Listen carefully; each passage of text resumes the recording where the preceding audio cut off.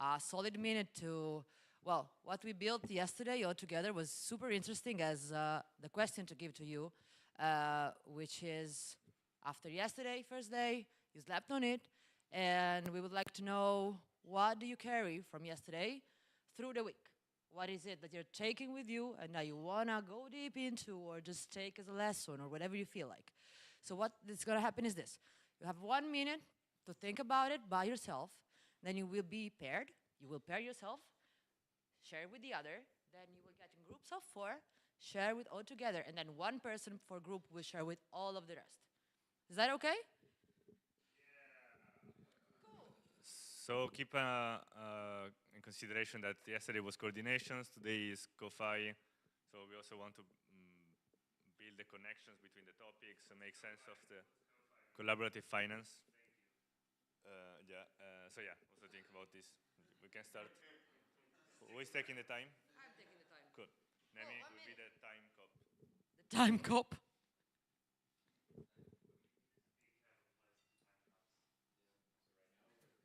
So right now, welcome who just arrived. 1 minute to think about what you took, what you want to learn, what you learned or took from yesterday.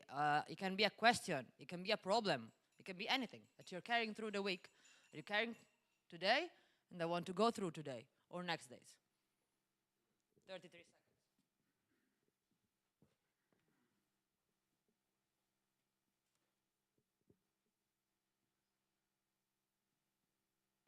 It's okay. Nothing is also an answer.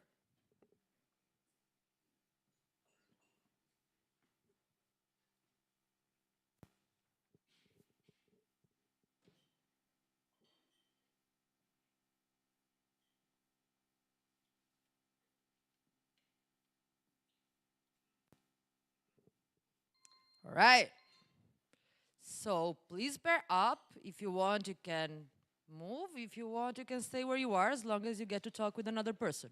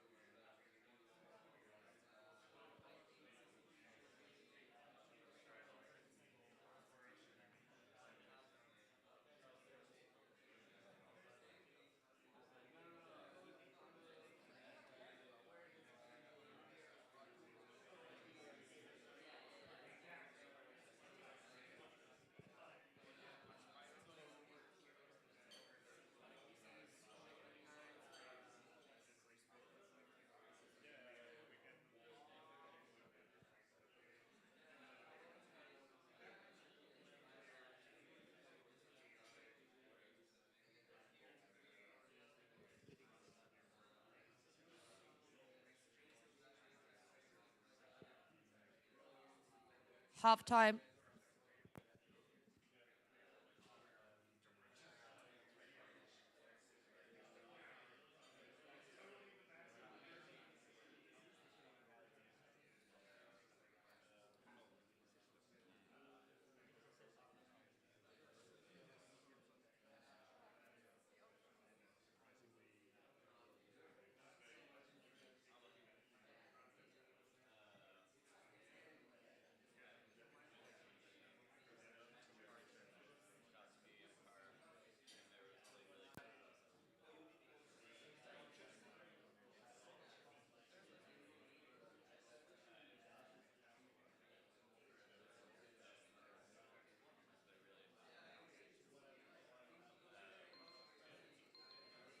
All right.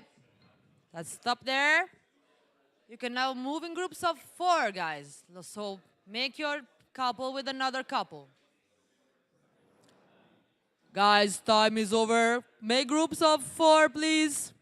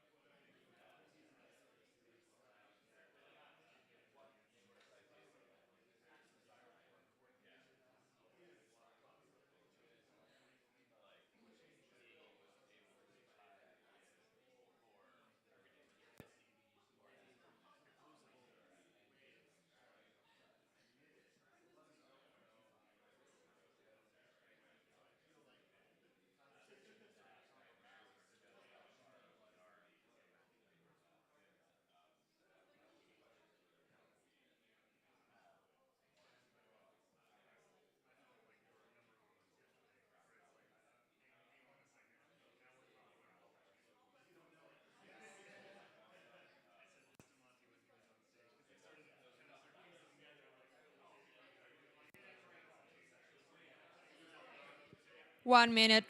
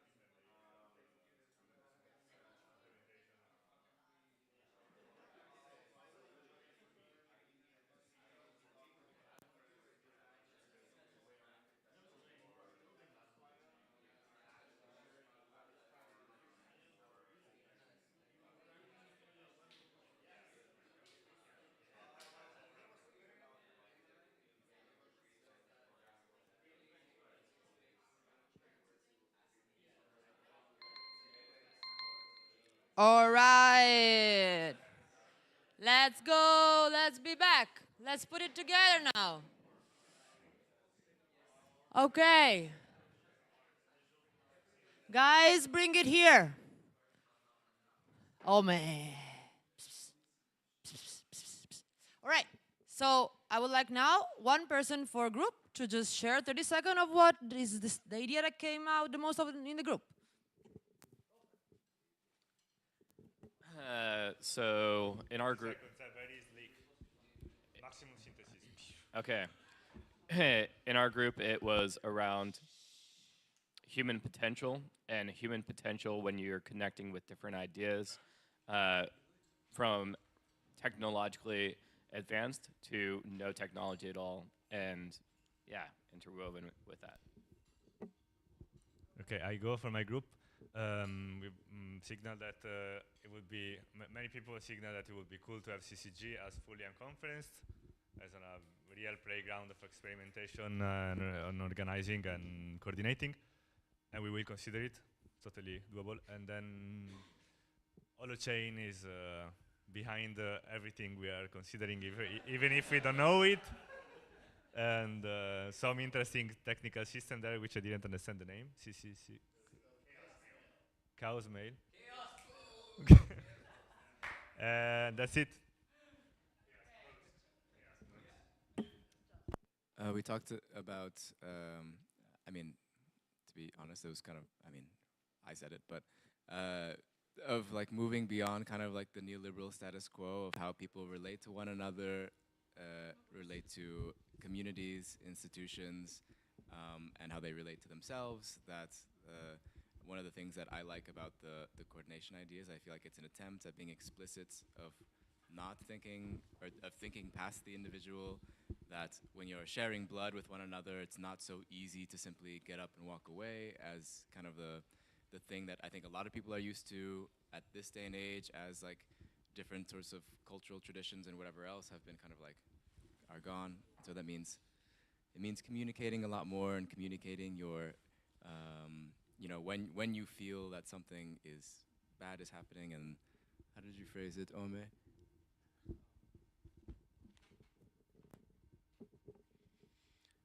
To be more aware of our own emotions, sensations, to communicate them, to be to communicate more and to listen more, basically, to cultivate practices that help oneself and each other in that path.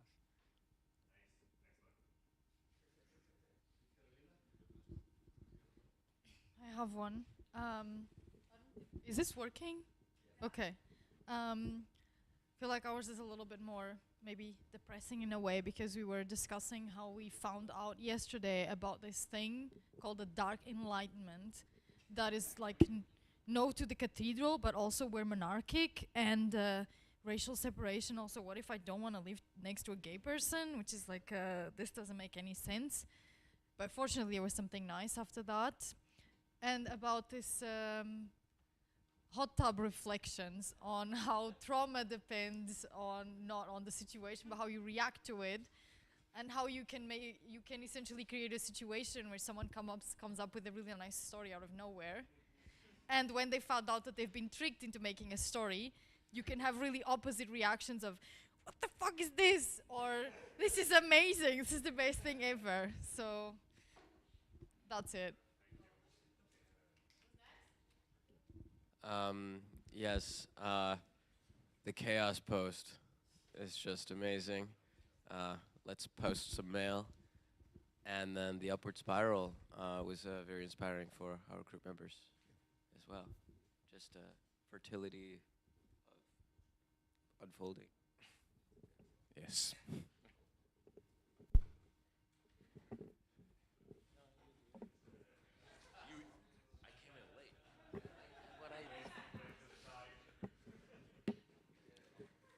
I was totally assuming that I was not going to be the one speaking here.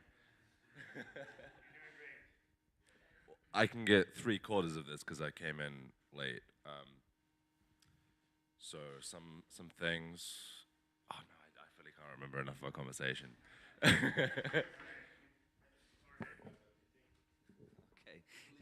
Yeah.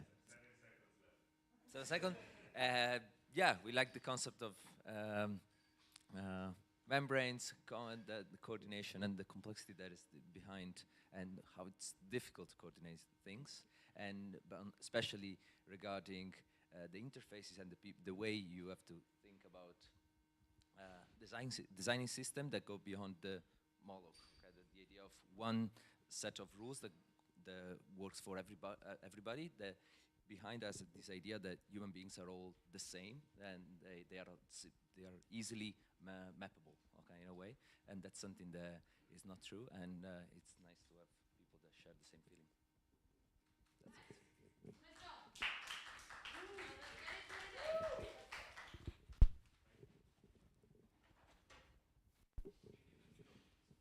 Okay. Was a group left? We really have to start. There is a program we have to start, sorry guys. For this time the event at this schedule, next time we can schedule it in another way, okay? Clean after yourself, please. Just put all the dishes back. Yeah. Take care of the commons. Take care of your shit. A basic concept. Yeah. Cool. So, any others? No comment? Can start? All good? Yeah. Legislator, welcome. Good morning, Welcome everybody. back. Thank you very much thanks for coming in at 10 o'clock. Sometimes it's difficult after the extended meetings we have into the small hours in the night before. How many of us are actually here, do we think? I thought Crypto Commons Gathering is about 70 people, and we may be 25. 200. So it's a very small proportion of people here. So my name is Matthew Slater. I've been developing complementary currency software since 2008, pretty full-time, hardcore, full-on.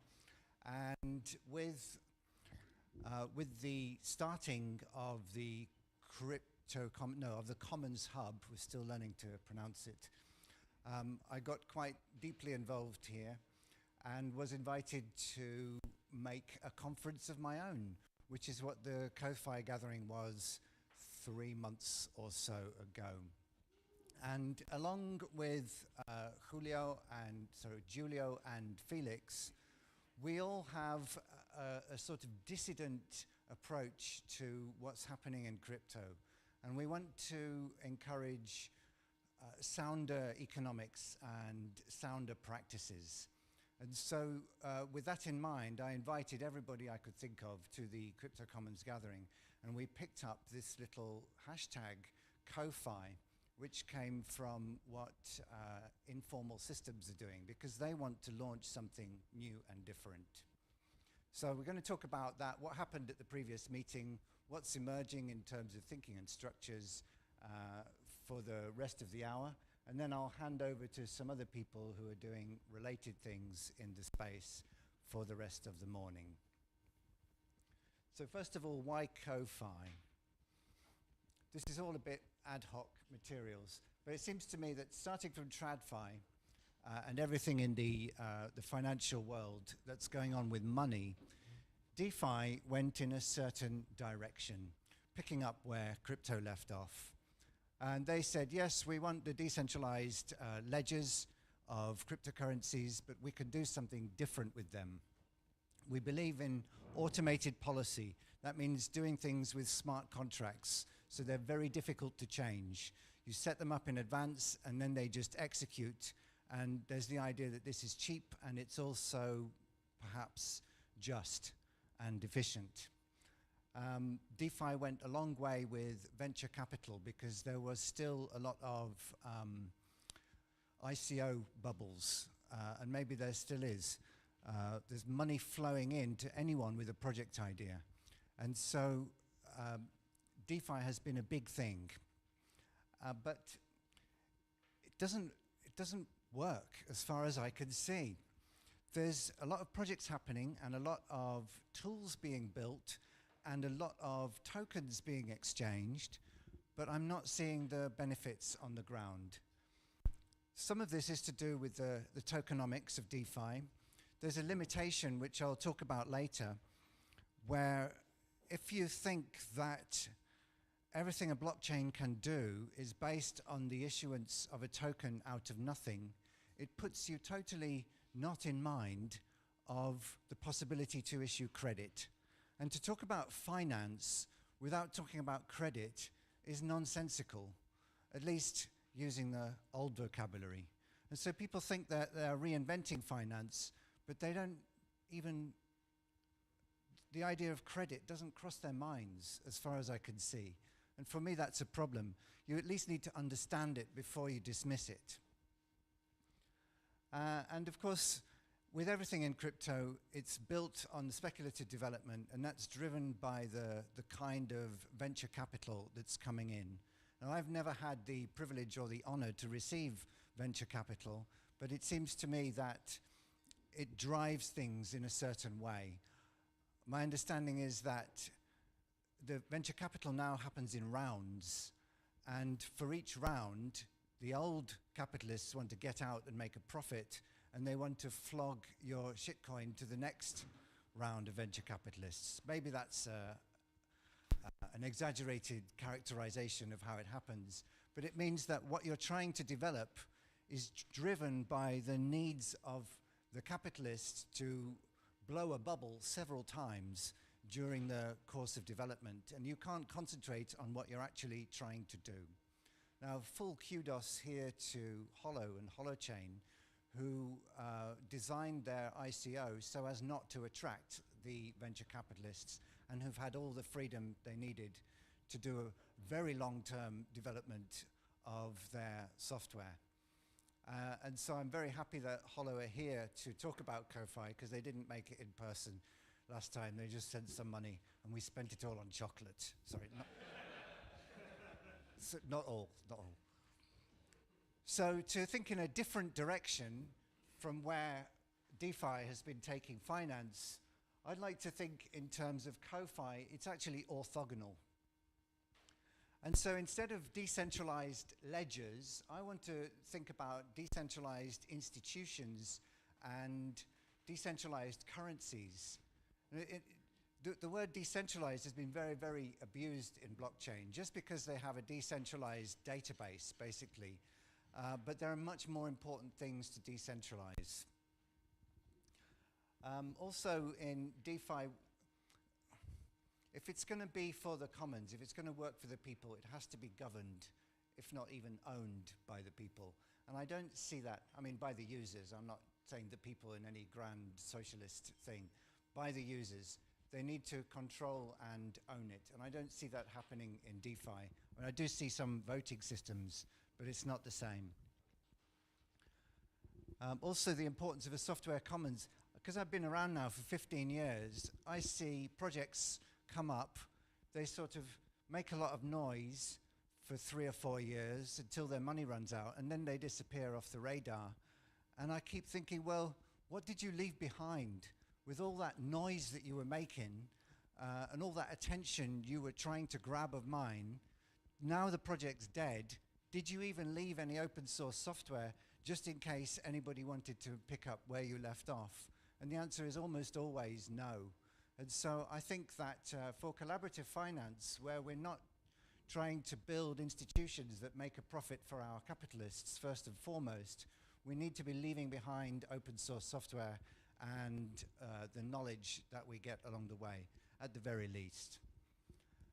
Also in DeFi, there's the notion prevailing in the whole of blockchain world that we need to build one system to rule them all. And that's a demand of the capital. Again, everyone wants to build the monopoly and own and control it. In some ways, the monopoly is very, very efficient, but it tends to have governance problems. The CoFi approach is to go local first, find the communities, and not everybody in the space is actually doing this, but this is an ideal, and we'll list the ideals later. Find the communities who are actually doing CoFi themselves and approach them and say, can we give you the tools? Can we give you the support? Can we give you the protocols which will amplify and empower what you're already doing? Instead of, we've got a blockchain and we'll pay you to use it. It's a completely different approach. And I've met many projects who have been paid to use somebody's blockchain and found that it hasn't really served them very well. And real use cases, I think I covered that already. So because this talk is utter chaos, because I've been spending all my time focusing on the CoFi course, which I'll talk about in the afternoons, there is some repetition on this slide. I built up a list of CoFi ideals, ways that we can think about whether something is CoFi or whether it's more like DeFi. So these are things that you can compare your project against. And we've got time to discuss the items on this slide if you think they're worthy of discussing. So let's just go through and see if you have any reactions. I already covered owned, governed, funded by its users. Would anyone like to question or doubt that that is an ideal if we want to do something differently to how things are happening in DeFi? Thank you, Scott. Also, the idea of trustful versus trustless. It was a big thing in blockchain right from the beginning that we can do money without doing trust. But who said actually who you're trusting? The implication in that statement is that we don't have to trust each other. But with money, we don't have to trust each other. You just receive the money or you give the money. There's a whole legal system behind it. There isn't the trust. What you trust in the money system is the monetary policy people to issue the money responsibly and the ledger keepers to give you access to the payment system and also to keep it accurate. But those are actually technically not very difficult things. If we trust each other, we don't need to worry too much about keeping the ledger. I mean, computers are pretty good. What's important in terms of collaborative finance is that we learn to trust each other and that we learn to build institutions that we can trust. We may not trust the central banks and the other issuers of money to do it in a responsible way. We may not trust them, for example, with their insurance schemes to pay out when they need to, when there's default. But we can put that trust in each other. And it might not always necessarily come down to someone will pay the money at a certain time, but we need to trust that we're looking out for each other at the very least, and then have that expression in finance. So I want to build a system that's not about, it's not preparing for the zombie apocalypse. When you can't trust everybody, everyone's out to get you. I'm not really interested in surviving that kind of system.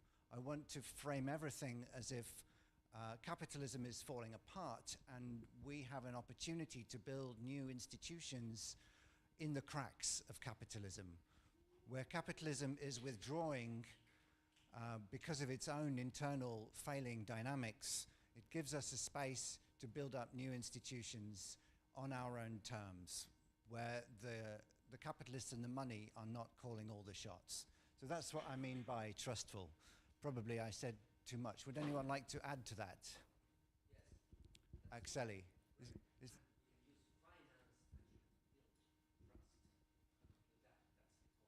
So finance is both the result of trust and the cause of trust if it's done well. Thank you. I talked about decentralization already. Anybody want to add to that? Is there a microphone going round? Yeah, you'll have to.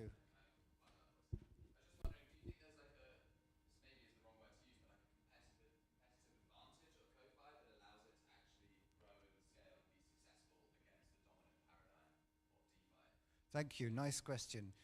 There is always a benefit from collaboration and from trust. It does bring an efficiency, but I think there is a long way to go before we could say that CoFi is it's going to beat the other mechanisms, because we're trying to do everything approaching money in a different way, and that way is necessarily less efficient. The dollar is optimized for efficiency. So we need to appreciate other things that we can make. I would just like to suggest swapping out the word tokens for money or economic policy or currency. This isn't token specific, to your point. Yeah, I have to frame things for particular audiences, so that was just the word that came out this time. Grassroots before global, I touched on that already again. Some things need to be global, like the protocols, but the actual projects need to come from below. They need to emerge. You can't build before you know what people are actually doing on the ground, as any software developer should tell you. But it rarely happens that way, especially amongst the idealists like us who have a clear idea of the systems we want to build, and we rush ahead very easily without finding the people who are going to use it and who are going to make sure that what we're doing is relevant.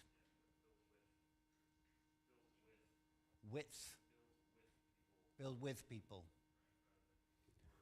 Sometimes it's very hard to find those people, but I think you need to find them before you start, ideally. Credit before payment. Scott, who's been working with me a little bit on this, finds this a little bit obscure.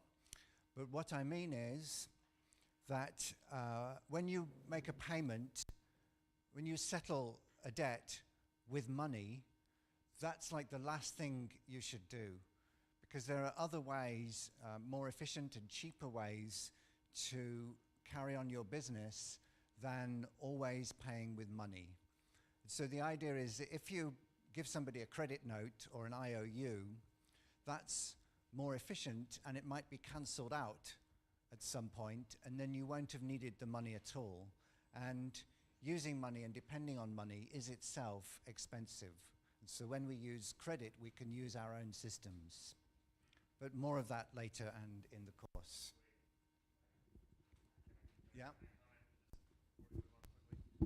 Yeah, because before, this has had a number of iterations, and I think before it was something before settlement, clearing before settlement, right? Which is just very technical in terms of like how it positions this as a part of a payment stack. Like it's really kind of highly detailed compared to the bigger picture stuff that we're seeing in the other points here.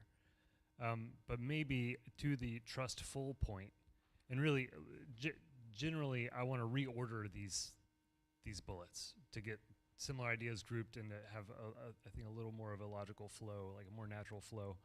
So like relationships before tech can go with trustful, right? That's the same idea, and this is how we're approaching the tech is from this spot. But similarly, we're talking about using trustful currencies or credit systems, right?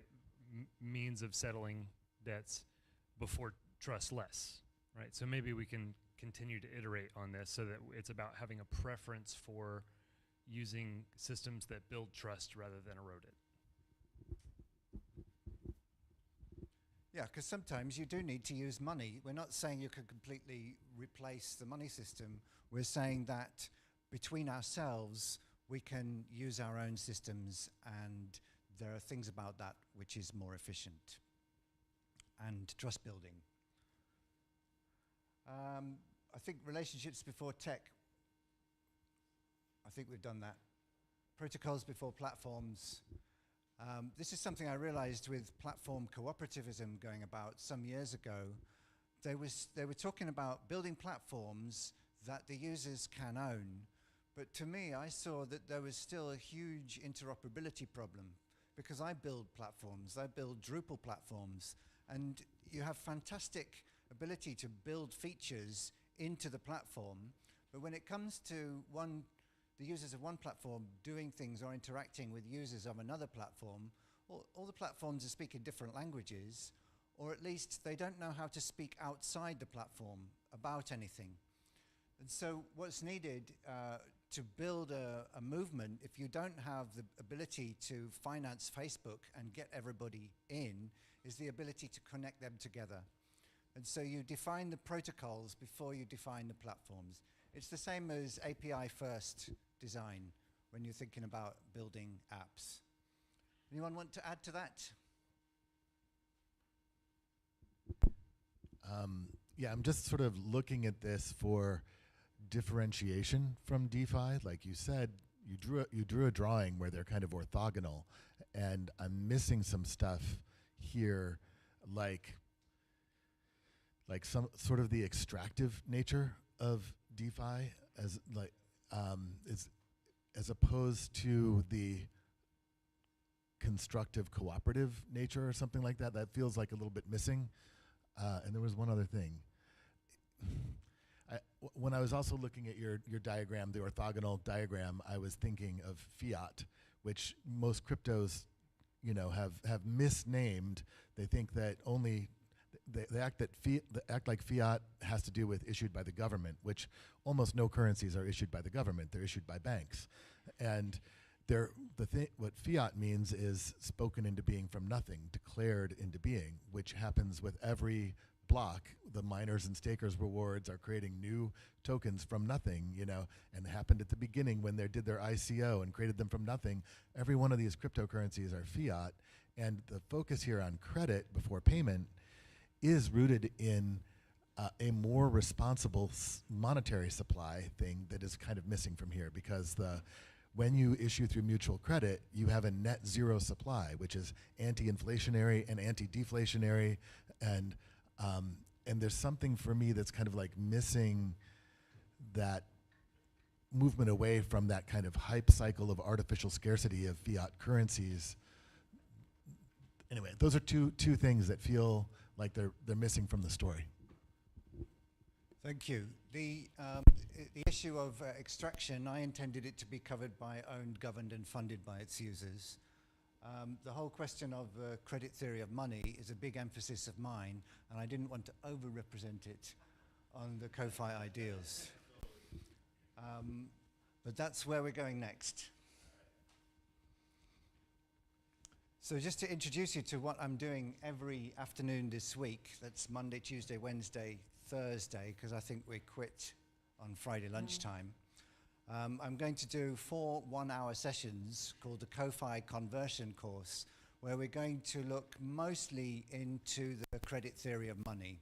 And I want to crack open the minds of the people who've been brought up in the blockchain space, thinking that when that initial token issuance happens, that is anyway like money. And so I want to teach in an interactive way, using the Socratic method sometimes, where I ask you questions and you already know the answers. We just have to bring them to the surface. So to help understand what money really is in the rest of the world. And that means understanding the credit theory of money versus the commodity theory of money, if they really are opposed. So lesson 1 today will be unlearning. We're going to look at some anthropological views, instances of things that have happened which look a bit like money. And I'll argue that they all feed into what we have today. And then we're going to look at the functions of money and blow apart this whole narration about money has 4 functions and the idea that that makes any sense. It's very poor, shabby discourse. And then other lessons, finishing on Thursday, where we talk about the actual projects going on in CoFi and why we think they're a good idea and why they're radical, and why the people who were at the conference last time would like people in this room to switch track or convert from a lot of what's happening in DeFi to the CoFi scene, where much more interesting things can happen, we believe. So please attend the course, 6 o'clock every day in here for 1 hour. At least attend the first one today, and then I'll let you off if you think it's not worth it. So just to cover the really important bit about the credit theory of money. What is commodity money? What is credit money? Well, if you imagine the coin and the value in the coin and where it comes from, for a lot of history, when money is coinage, the value in the coin has come from precious metal. And that's what makes it a commodity currency. A pure commodity currency is when the value is intrinsic to the monetary object itself. And that gives you certain design parameters for the money and the money system. So for example, if your money is made of gold, you can only have as much money as you have gold. That's a monetary policy limitation that doesn't exist with credit money.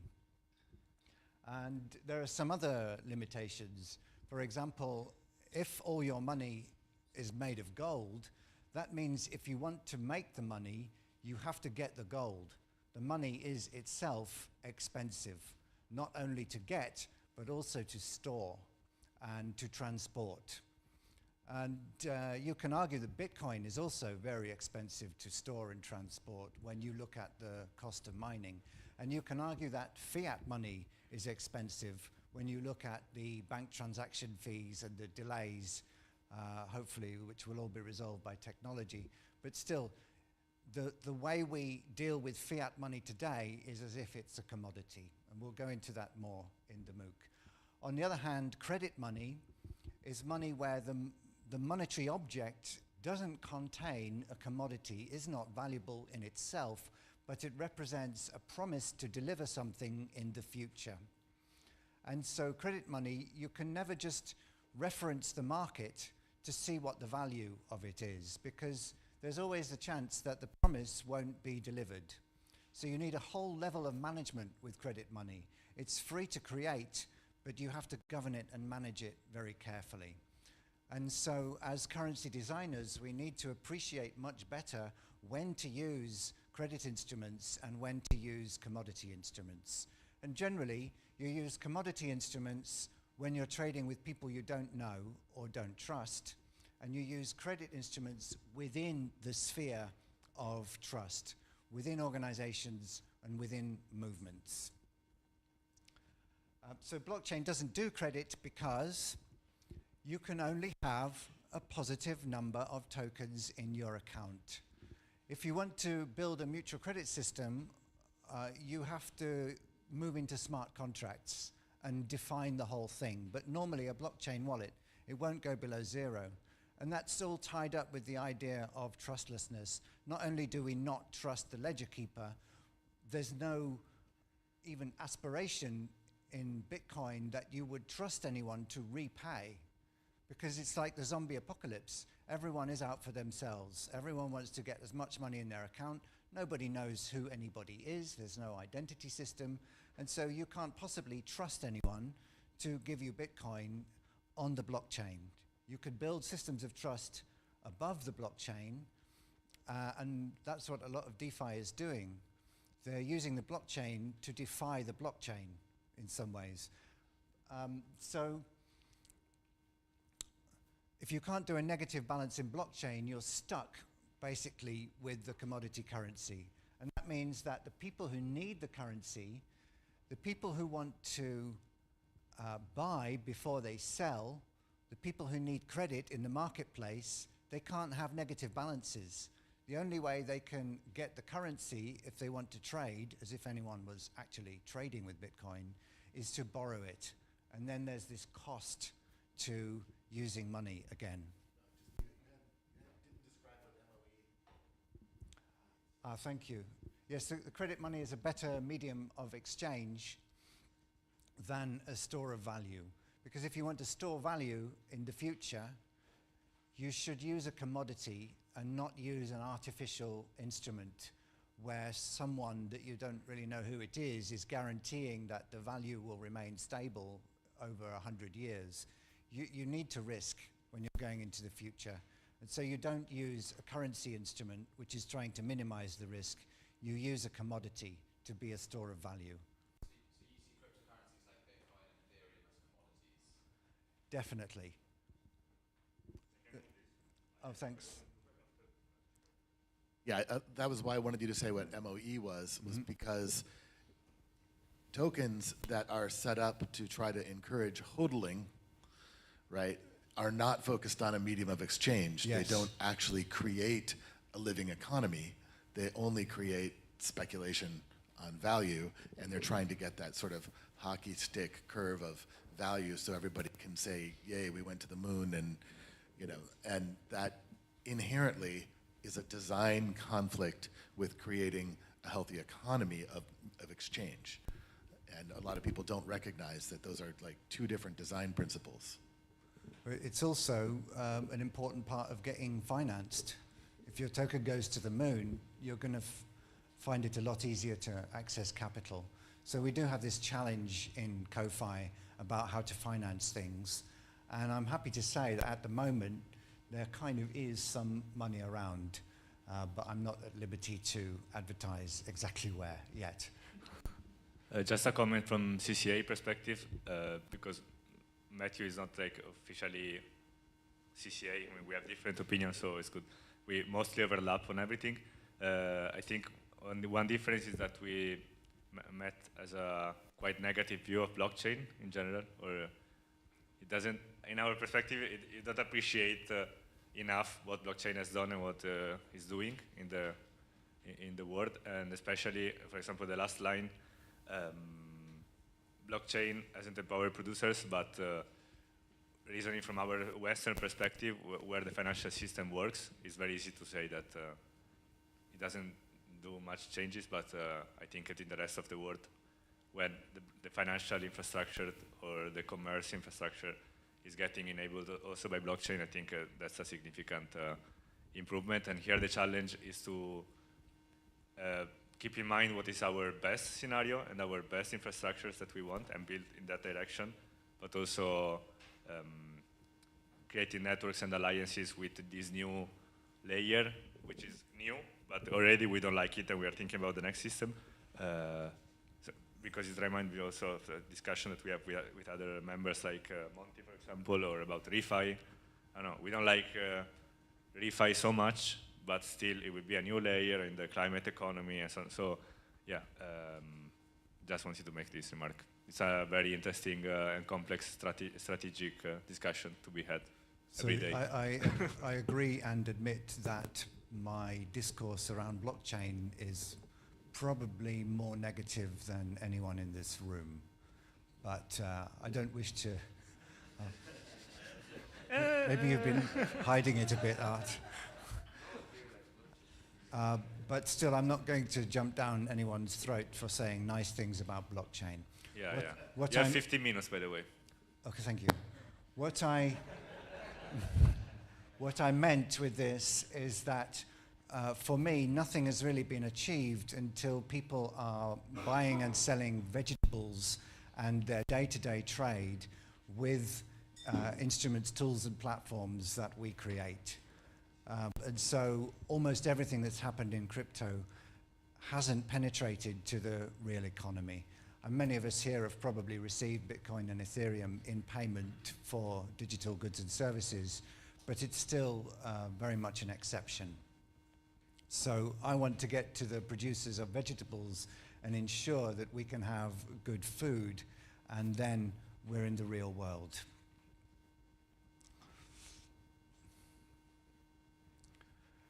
So I talked a bit about the medium of exchange. The other side of it is using equity to have long-term relationships. So an exchange is an almost instantaneous relationship or a short-term relationship which is bridged by the use of a medium of exchange. And when we do that, we don't really want to risk with each other. We're providing each other with liquidity, a convenience to help exchange. Over the long term, we want to risk together because that's just safer for everybody. And that means exchanging equity. And I haven't been focused on this so much, and it was really brought to me by the attention of EXA, who've got a whole thing, which they'll talk about later, about risking together and how we can practically invest in each other and hedge each other's operations, as it were. And of course, risking together is about deep collaboration. And when we talk about collaborative finance, it means we want to be collaborating ourselves, not competing to build the systems through which everyone else is going to collaborate according to our design. So that's the end of my fixed presentation. We're going to have some more talks during the course of the morning. There's a hand up on the sofa at the back.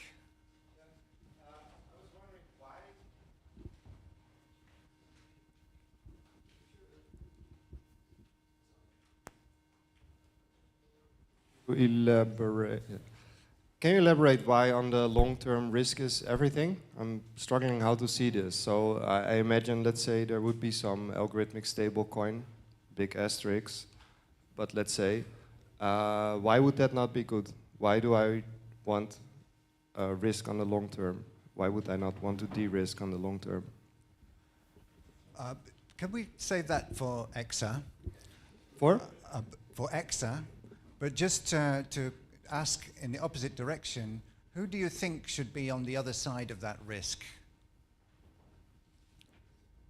I'm saying, what if there's no... If you're using a stable coin to reduce risk or manage risk, someone is on the other side of the risk. And I think that needs to be explicit. So maybe you can raise the question when EXA come in a little while. Sure. Because I think it's a great question. I'm still working it out myself, to be honest. Yeah. Maybe you could say one word on like why you're saying on the risk is on the long term and not on the short term.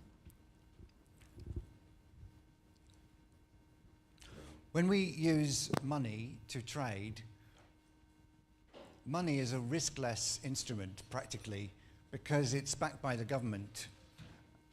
There is, of course, the risk that the government will, in a sense, lose value, but within that frame, it's a risk-free instrument because the government can create the money to pay the debt out of nothing. So any debt defaults that happen in the monetary system can be made up. So money is riskless, and we use that as a medium of exchange, and it helps us to run our businesses and do our accounting in an accurate and reliable way. It's very annoying if you're trying to do business and the exchange rates keep changing or the value of money keeps changing because you don't know what your profit margin is going to be.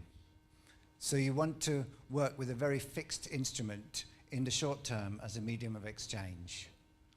So would it be maybe, if I phrase it like, are you saying something like, on the small scale, the risk is negligible for the fluctuations in money because it does change, right, the value of it. But on the long term, it's very, there is a lot of risk, like end of discussion, because there's a lot of uncertainty because it's the more you go in the future. So you do have to deal with the risk, but you don't want to deal with it in the process of exchange. Okay. So you use a stable instrument, money.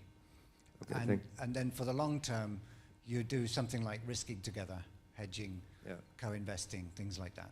Okay, thanks.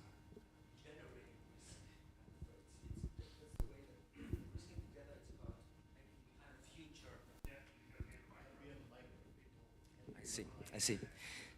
Yes,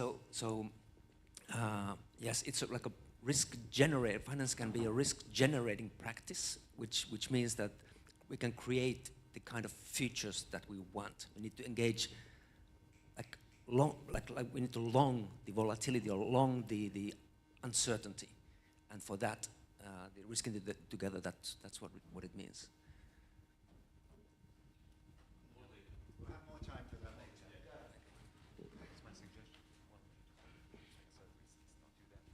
Yeah, could be. Yeah, just perfect segue. We don't have to do it in that order. So Actually, let's according to Scott's suggestion, bring EXA on next, because that's what they want to talk about. But just before that, I want to tell you who's coming. We're going to have a video link, I believe, with Informal Systems. I don't know exactly what they're going to talk about, but Informal have been working on a mechanism called multilateral offset clearing, which is about getting the whole trading community together. They submit their invoices, and then you cancel them out in a, dare I say, centralized system using a centralized algorithm. And that means that they don't have to use as much money going around the network to pay each other off. And so that's like a critical first step for bringing people together into economic networks. It's an easy win. So maybe they'll be talking about that. EXA are going to make an offer to everyone in the room. We're going to have a summary of the CoFi chatbot. Who's doing that? You. So don't need to say any more about that. Well, it's AI. Shove all the data in that we can find that's relevant, and then see if it can understand and answer our questions. And finally, we're having a talk from a small consultancy called Economy Design. Lisa, is it? She's arriving at 11 o'clock. So she hasn't heard all of this, and she doesn't fully understand the context of the day. So we'll wait and see what it is that she has to say.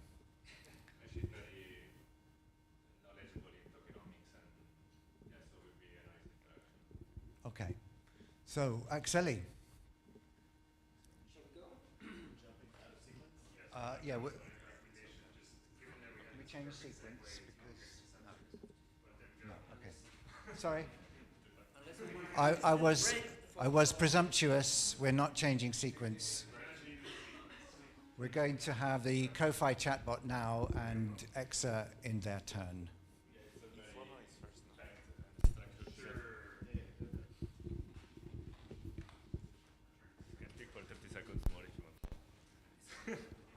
Well, open it up to the floor.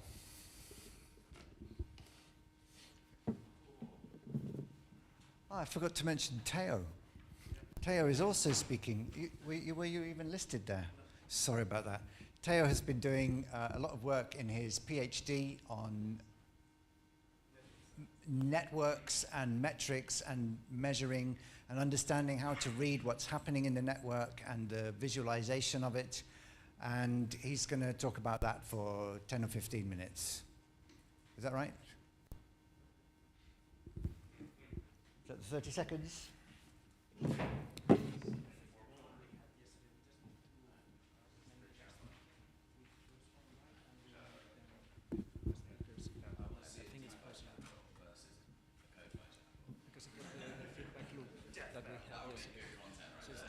I don't think it was a problem of feedback loop. Yeah, but it's a complicated setup. Thank you, Matthew. Oh, so strong. It's okay? Okay. Hello. You may have heard this thing of ChatGPT and Midjourney and this new generative AI craze that we experienced this year.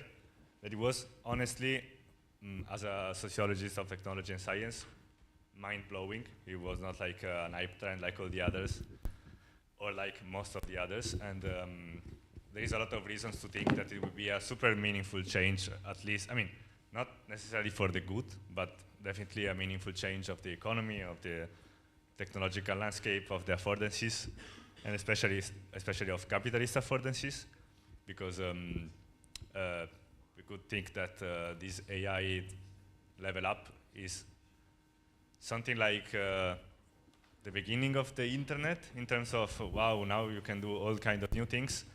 But unlike the internet transition, I'm speaking very superficially, I ask you for your pardon for this, it's starting co-opted by capitalists. We know we have ChatGPT, which is backed with $1 billion in server credits by Microsoft, and then all the major big tech corporations are financing their own models.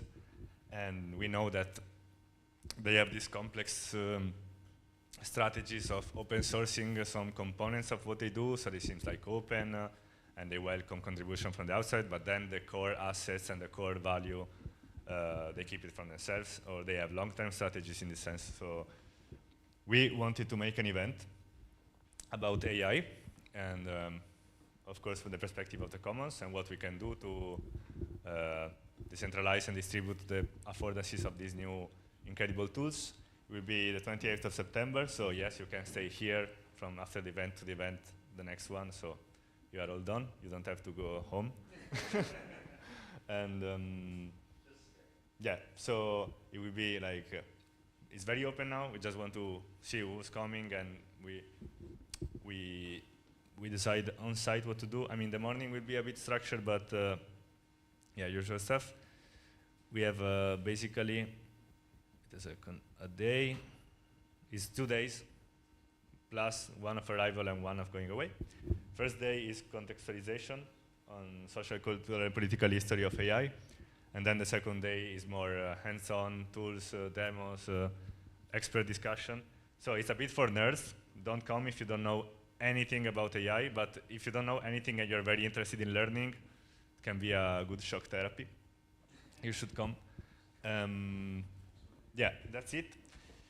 On the event, ask me for questions or whatever when you find me later.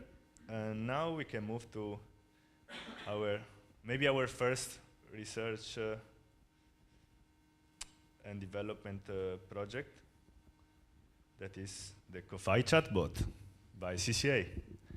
We have, it started like 2-3 months ago as a proposal. Oh, we should do, there is no ChatGPT for alternative economics. It's stupid that we don't have an alternative ChatGPT. At least we should try doing it. So we said, okay, let's do it with Jesse or Arthur. I don't know, how does he want to be called now? It's okay. We will call it Jesse because some of you know it. And Alexa, that they are here waiting to present the chatbot. And so, given that there was this trend of the collaborative finance that we really like and we really support with all the other memes, but we think that CoFi is now our polar star, let's say, or our best direction. We said, okay, let's do this chatbot focused on CoFi instead of being super broad and do a post-capitalist multi-purpose chatbot. So that's that's the scheme of how it works. And so far, the guys that work on it for 2 days per week in the last 4 or 5 weeks, they developed the green part. They will explain it technically because I don't know shit about that. Yeah, but there's a big vision of creating a, I mean, this is just a starting point to have a first chatbot that then we can expand, augment, build things on top, connect with other tools, change the different components, plugging wherever you want, and yeah, to make a super cool commons.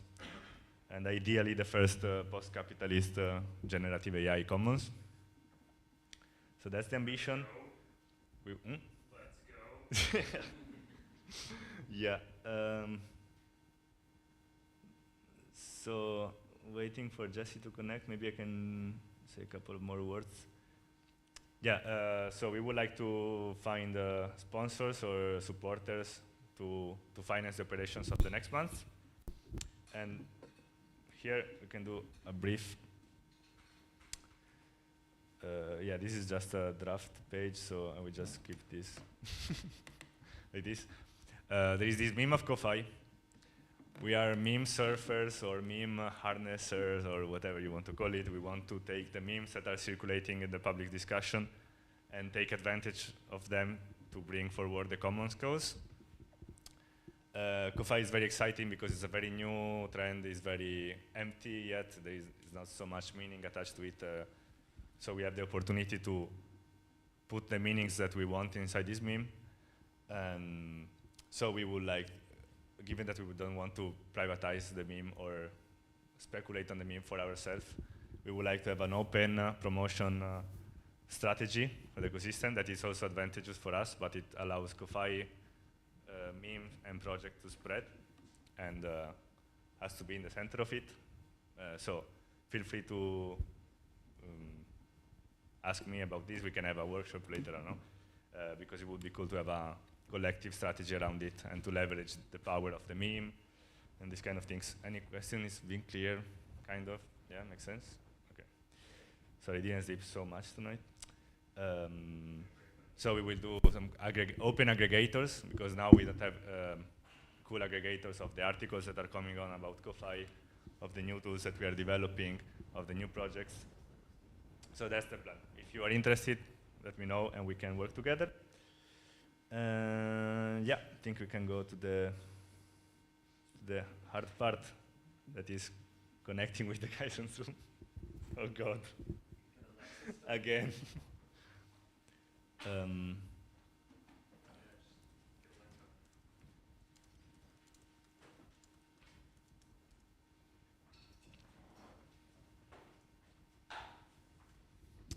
Yeah, I warn you, it's not, I mean, now we are used to ChatGPT getting 10 times better every week, and now we can, okay. Now we can do amazing things. We were seeing also in these days with Rasgard, but this chatbot made by the people is not very working yet. Oh, yeah? Okay, thank you. So yeah, we don't have a good AI, it's just, this is the chatbot, but it's on and it's working. So I think I will leave the word to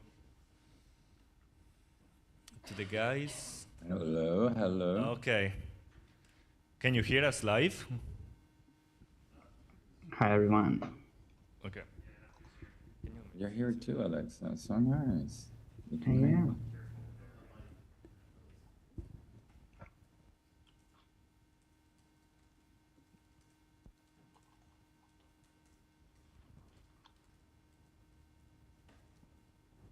Okay, dope.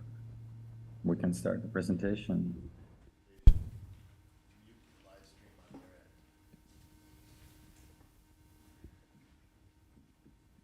Okay, so great to be introducing our CoFi AI chatbot to you. And today we'll speak a bit about AI and how to build an AI app. What is CoFi and how you can contribute to this AI CoFi chatbot. So yeah, you just heard a presentation, I think, about Matthew Slater. He probably already went a bit into it. I hope you can see my screen. Am I sharing my screen? No. So I will do that. Yeah, very sad that I'm not at the CCG. It's the best fucking event of the year. But yeah, sometimes these things go like that. So first of all, to tell you a bit of the backstory, how did we get into like building an AI? Well, we had the first collaborative finance like conference at the Crypto Commons Hub, and there we were like, okay, we're collaborating, but it's hard to collaborate. Let's build an AI. But in order to understand that story first, what the fuck is CoFi? So collaborative finance is very similar to the existing like kind of sectors that exist. Mostly we're searching for alternative economic systems that kind of look far into the future. What happens if AI takes over all our jobs? What if how can capitalism be sustainable?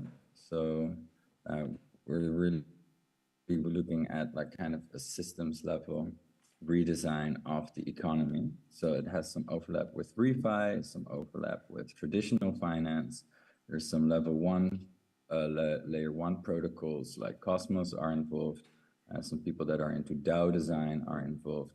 So all these people came together and had a fun conference. And it went about a wide range of topics. Some topics like psychology were quite about qualitative research. Some were heavily mathematicians that went into systems of how to do credit clearing and netting as efficiently as possible. So as you can see, these are kind of the wide range of topics that are related to collaborative finance. I don't know if there are any questions about this. I hope this gives you kind of like a good view of what collaborative finance is. But then we often found that we had a problem. Okay, one more slide about collaborative finance. So our primary goal is to actually do a lot of research and experimentation with existing systems or potential future systems. So it goes a lot into high-level abstraction of like theory, economic theory. And then it also has to kind of ground somewhere in actual communities or local currencies, or often, yeah, just in past experiences or books. So there are different projects that are at different kind of timelines, like parts of this wave of research. Some are more implementing, some are still more like ideating. And that brings like a wide range of different people that come there. And kind of that was also one thing that we learned during this conference. Actually, collaboratively researching this together is kind of challenging because we have people from so many different disciplines. And there are so many differences in academic jargon. Everyone has developed kind of their own language to talk about the economy. Some people talk in Web3 terms, some people talk in like their own terminology, their academic terminology, and some talk in mathematics. Some people talk in very simple talk like me. So that was kind of difficult to align and get everyone excited because some are more in the implementation phase, some are more in the ideation phase.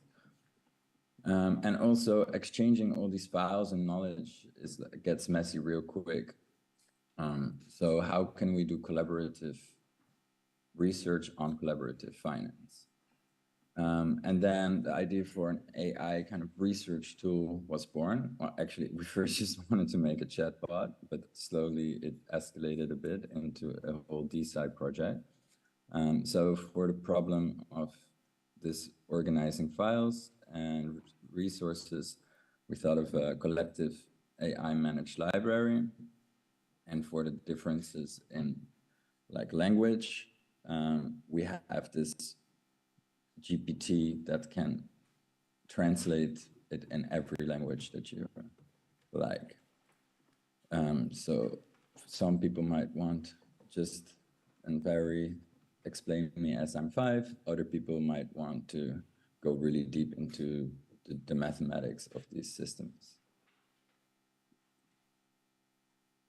Okay, so what is an autonomous AI library? It's basically a library that is managed by an AI and it's automatically growing. Basically, if you look on the left, you can ask like ChatGPT, hey, what is CoFi? Well, the problem is ChatGPT doesn't know what CoFi is because it's just a recently made up label for this bundle of topics. And then it will check in the library, oh, I don't know nothing about CoFi, okay? Or maybe, so then it will, instead of just answering bullshit, it will actually do some research on the internet and download some resources on CoFi. If it's kind of matching the criteria of this particular library. So in our case, we're making this kind of systems design, alternative economic thinking library. So if it matches those topics, it will download this ebook or download this academic research and organize the files and make a summary of it and put it in the library. So in future reference, people can again ask for ask what is CoFi, and it will have an answer. So it looks quite simple, but if you go a bit deeper into it, it becomes a bit more complicated. So I can zoom in on different parts here, but I'll be brief. So here the user inputs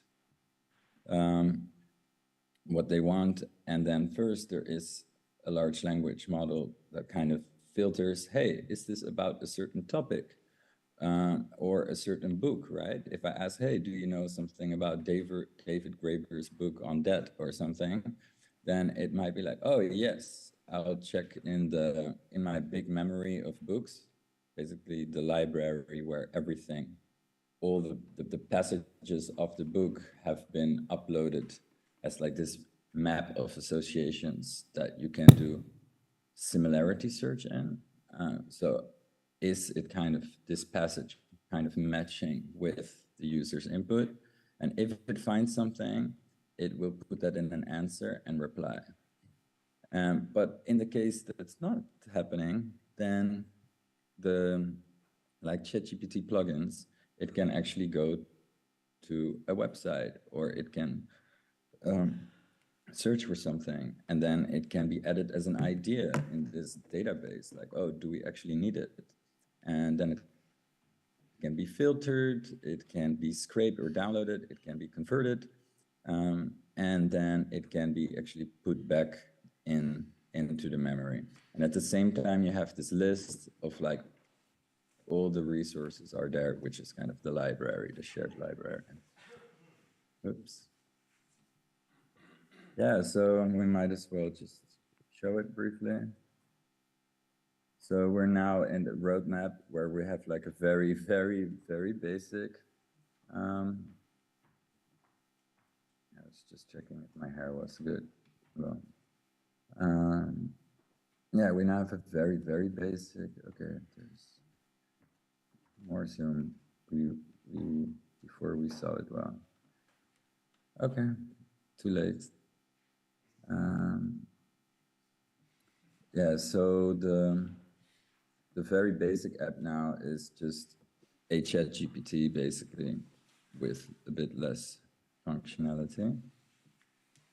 Make it bigger.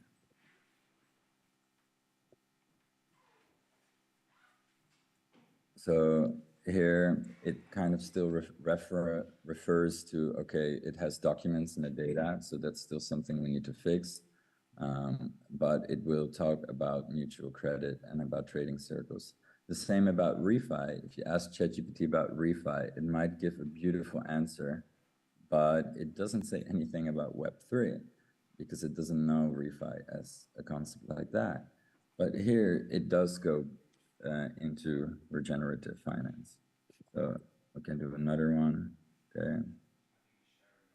And in the end, AI will outsmart us, and hopefully we can also kind of semi-automatically let the AI think about the future and help think of us, okay, how can we coordinate towards a more sustainable future, for example. Amen. Look at the chat.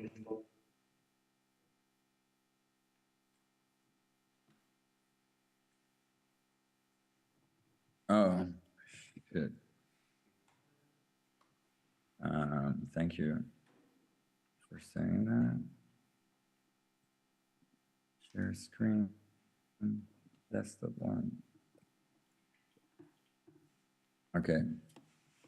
So I was just showing the basic chat that we made in the last month with Alexa has been doing a lot of the coding, and it's nothing better than ChatGPT. except that it has knowledge on, for example, mutual credit. It takes something about the database. So the best example is refi. If you go to ChatGPT, it does go into finance and investment, but it's kind of hallucinating the answer instead of giving a real quote from the actual internet. And here it does go into regenerative finance is the design an economy that's inspired by living systems. I don't know if it probably was an article that it read, and it leverages Web3 technology. So here it's kind of showing that it is being getting actual knowledge from the library. And we can also use it to think of future alternatives, economic alternatives. So if AIs and humans can kind of use this tool together and research collaboratively for collaborative finance, hopefully we can get to a beautiful, beautiful future. Yeah, so for now, it's kind of still a bit plain, but where we are heading. So now we kind of did a simple chat app. Now in September, we have an awesome event, which is the Reclaim event. It's on, which are the dates? Anyway, Julio will tell you. But it's about AI and how to use AI for good. And we will kind of try to implement different models there. We now use GPT 3.5 in the back, but we could use open source model and actually fine tune it so that you can compare maybe 10 different articles if you want to. And then there is like, then the next step would be also to improve the interface with like a PDF uploader so you can have your own personal library as a project. And chat with your own PDFs and then have the option to share them and maybe even take notes yourself and while you're talking with the assistant. And then kind of the end goal is like a library that is syncing with everyone. So we're doing kind of research, talking to different people, how would they want to use this? And they like the idea that it's kind of, you can have all these books and all these like articles, but you can kind of comment in there. Well, there are these side projects that are already working on similar things. So this is also our question is like, we're looking for partners and we're looking both for partners in DeSci that are building research tools and see how we can connect with an autonomous library. And we want to talk to projects that want maybe their own private AI library / research tool so that they can kind of chip in a bit of finance to have this useful tool for themselves and then also helping it to build open source for everyone. And if you're really excited and you want to collaborate on this, feel free to reach out to Julio and he will tell you more about either the AI hackathon where you can contribute or how you can contribute as an individual. So thank you for your time and attention. I know video presentations are difficult. Maybe I'm speaking to an empty room. That's also nice. It was good practice. Yeah, I miss you and CCG. Thank you. Can you see the people? Pardon? Can you see the people? Pardon me? Can you type it? Because I can't hear you. Oh, there are the people. There are the people. Oh, dang. Much love. Miss you. Dang.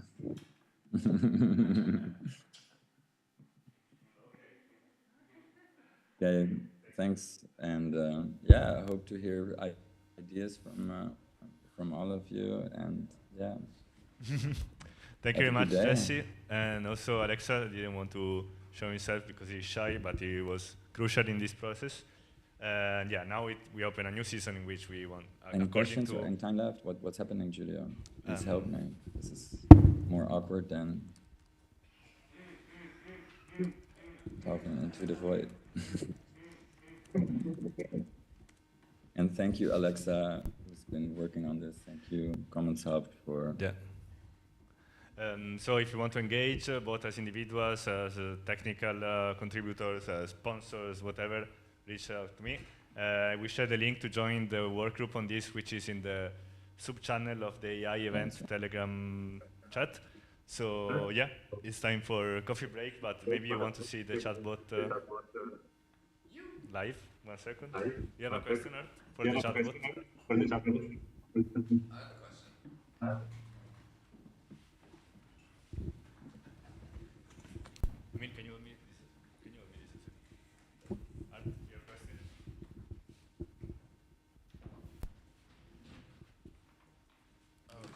Oh, for the chatbot? I have one for the chatbot. Go ahead. Go for it if you want.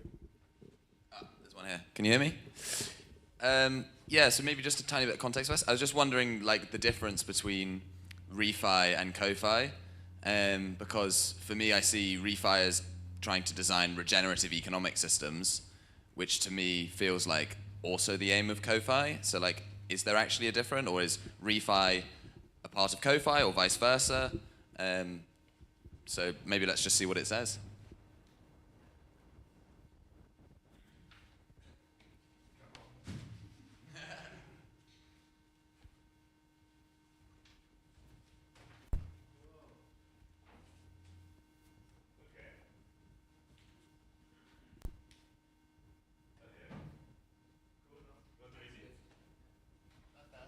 Maybe. I think the only thing maybe it misses is in regenerative finance is I think it's also about economic systems as well, like regenerative economics, maybe. So that's...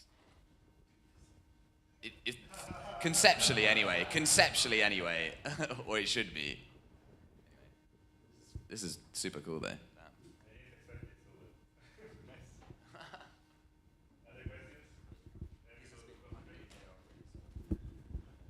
Is it true that money emerged to solve the coincidence of needs problem in barter?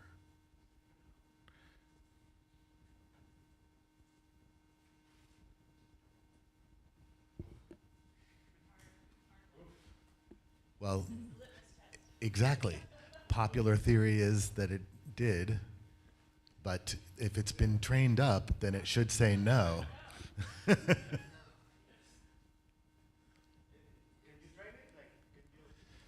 Well, Jesse specifically mentioned David Graeber's book as part of the training materials, which would have steered it this direction.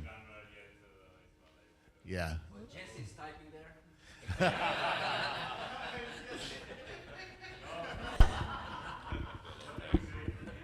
Just one note on the training thing there, which is that it's a term we use a lot, but it's actually not true in this case. We're doing something else, which is we're augmenting the generation process. So training would be like adjusting the weights of the model, but here what we're doing is we're actually just only ever putting text in when you're building these systems.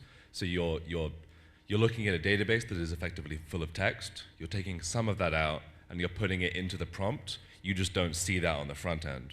So even with ChatGPT here, when you talk to it, you're actually passing in parts of your message history, so it has that context.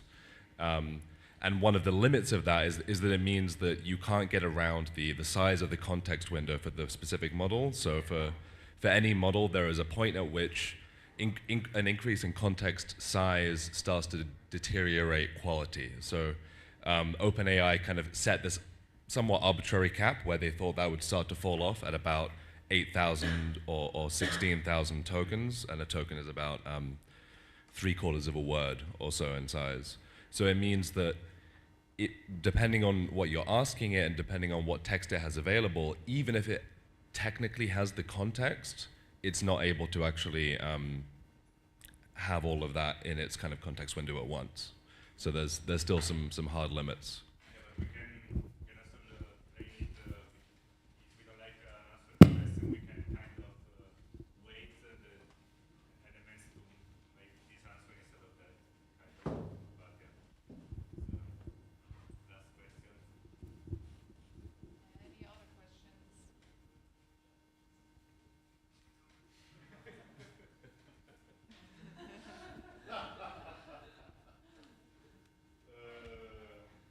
Doesn't know CoFi. Very PC.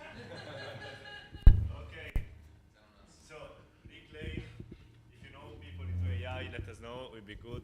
We'll be smaller, but cool. So, coffee break, and we start in 10 minutes here with informal system. No, there's somebody before that. It's okay. Just before everyone leaves, can you mention that we have like a CCG element that we built the other day? So any stuff that ends up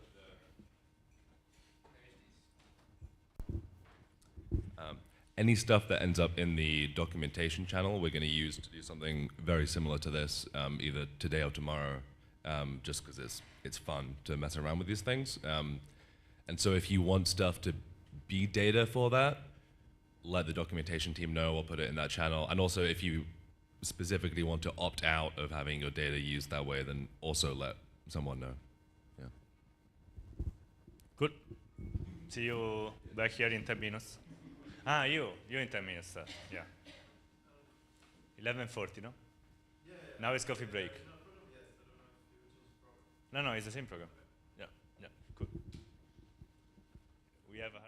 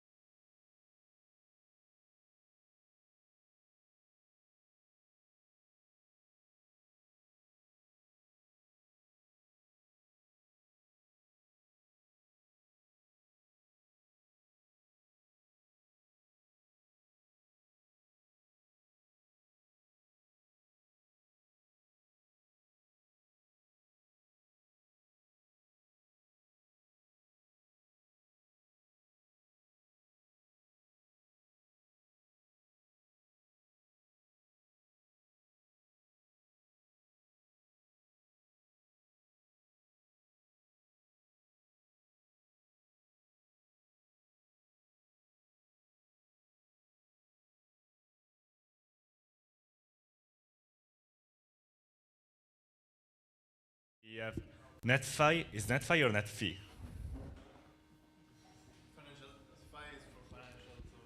Okay, we have Theo from NetFi, which is Network Science and Financial Diaries.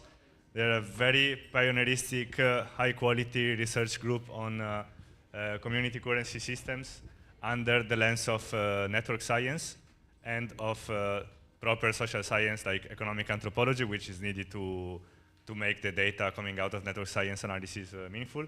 And now at CCA, we are also part of the group, which is composed half of activist members and part of half of research members.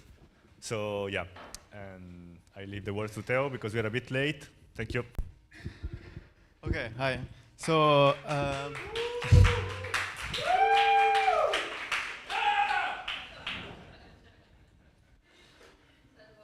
okay, so probably I'm gonna be quick, but the main intent of this presentation was to follow up on the CoFi gathering that we had in June, right? June? Was June? Anyway. Because we saw with my team that there is a growing interest in network science and research methods in general, and how to study collaborative financial systems, how to study community currency systems, how to study alternative currency systems. And of course, like my team is a research team, so we have a very empirical approach and we try to experiment in new research methods and to have also epistemological discussions around what should be a research method, what to expect from a research method, how to design research method, and so on. And as Giulio said, NetFi stands for Network Science and Financial Diaries. So the main intent is, again, not to separate quantitative research from qualitative research, but trying to find the best way to merge different research methods. And I will come with this later, but I think that the main unifying concept is what I call now like zero knowledge approach in research. So like the idea that we are looking for those ways of doing research which are, okay, mixed, because qualitative and quantitative still bring different kind of information, different quality of information. But zero knowledge, with zero knowledge I mean that we are trying to look for those methods that do not rely on pre-existing assumptions. And I think this is really important because, for example, my background was in economics before becoming a network scientist. And when we do an economic analysis, right, when we do economic research, we usually like start from the assumptions, like, okay, if capitalist system work in this way is good, then you start with some assumption. If it's bad, you start with other assumptions. And that's also why probably a lot of people don't know, but in economics you have dozens of schools of thought. Like you have post-Keynesians, you have monetarists, and so on.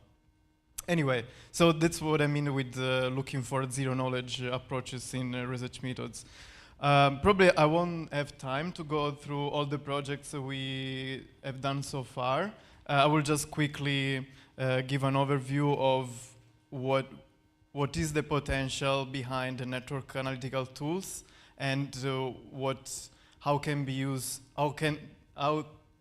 we can use network analytical tools for studying alternative projects and alternative systems, alternative economic and monetary systems. Okay, this is the general definition of community currency, because community currency indeed is like my main research interest since 2011, 2012. And so it's a self-organized means of exchange and payments using parallel to national currencies based on a community agreement and voluntary acceptance among users. They are designed by a local grassroots non-profit organization or local institution, mainly as a tool for community empowerment and local development. Of course, there will be a lot to discuss out of this. Probably I will get to some critic, but this is just a very generic, generic definition. There have been very interesting research strains in the community currency field. Fleischmann, who is working now for informal system, for example, was the first person who gave a definition of a balanced payment system. It has been found that the community currency have a counter-cyclical effect, that they have a local multiplier effect, and they've been used, especially in Kenya, with grassroots economics for humanitarian development nexus. So at the same time, you can have a humanitarian project, but and a development project. Okay, so probably, okay, the first project, of course, was based on Sarafu data. Sarafu is this community currency in Kenya.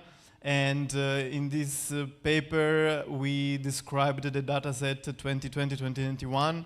Grassroots economists changed many times the currency design of their projects.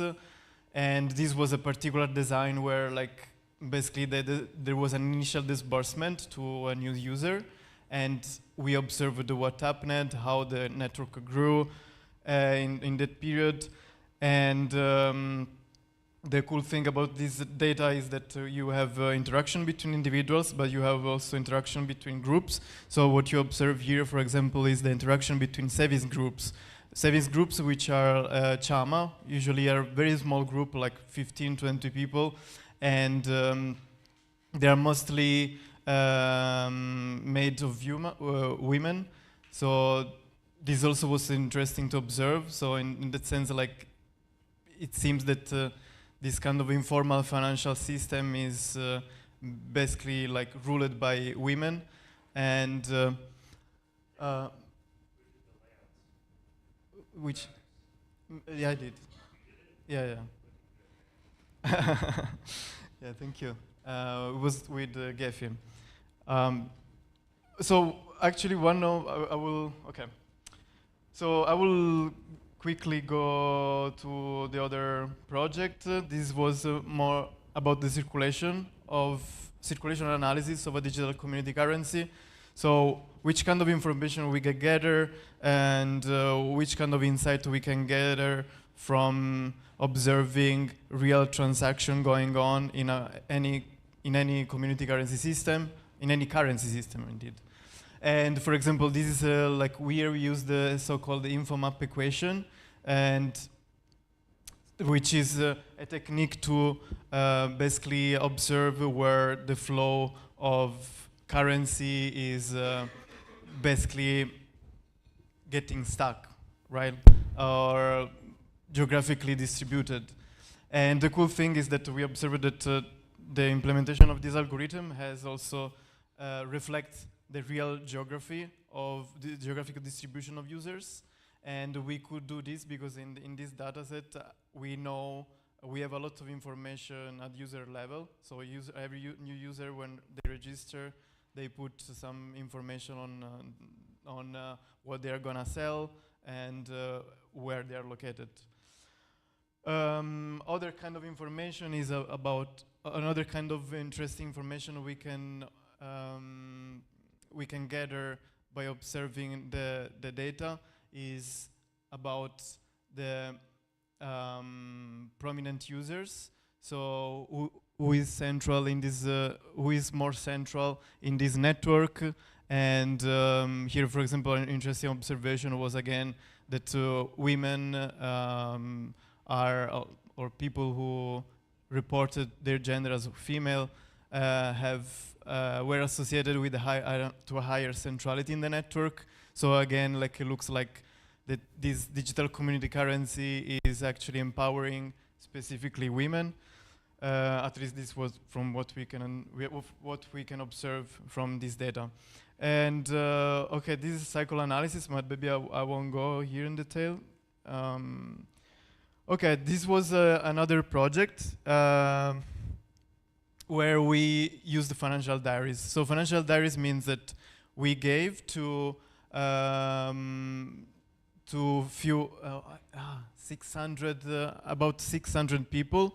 We gave diaries to fill out and where to report every transaction they did, and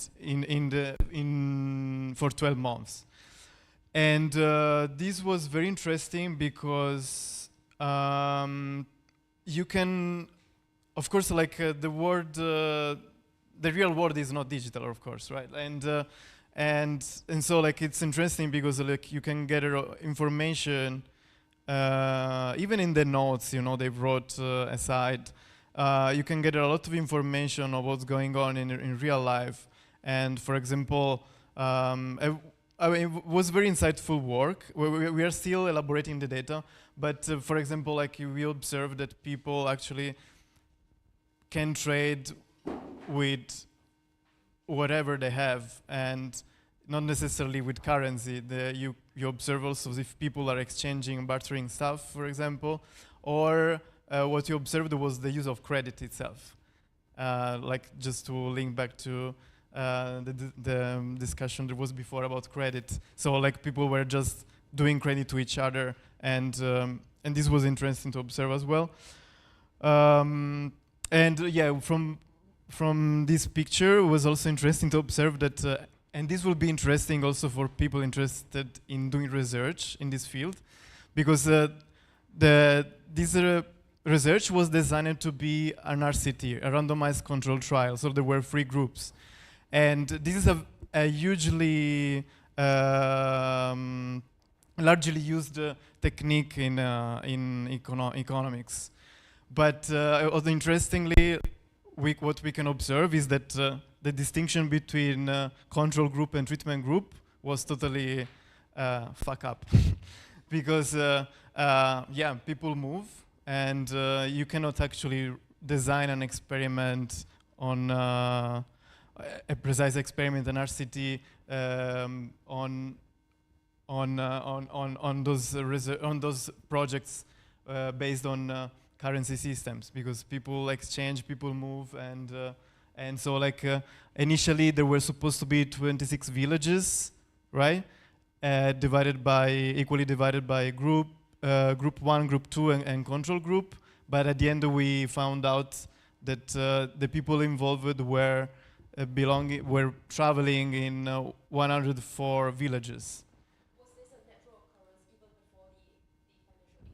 Like people move in general, right? Is this a natural occurrence? This is from the financial diaries. So from the information we collected in those 12 months.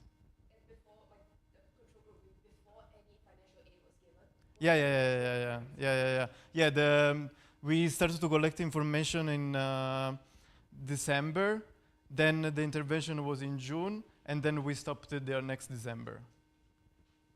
Okay, so how does that compare between with financial aid and when there's no financial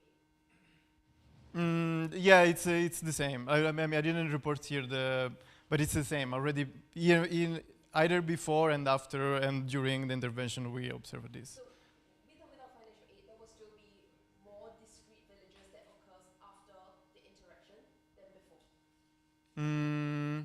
Oh, this is a good question. I'm not sure if there was more interaction before and after, but for sure there was in any case.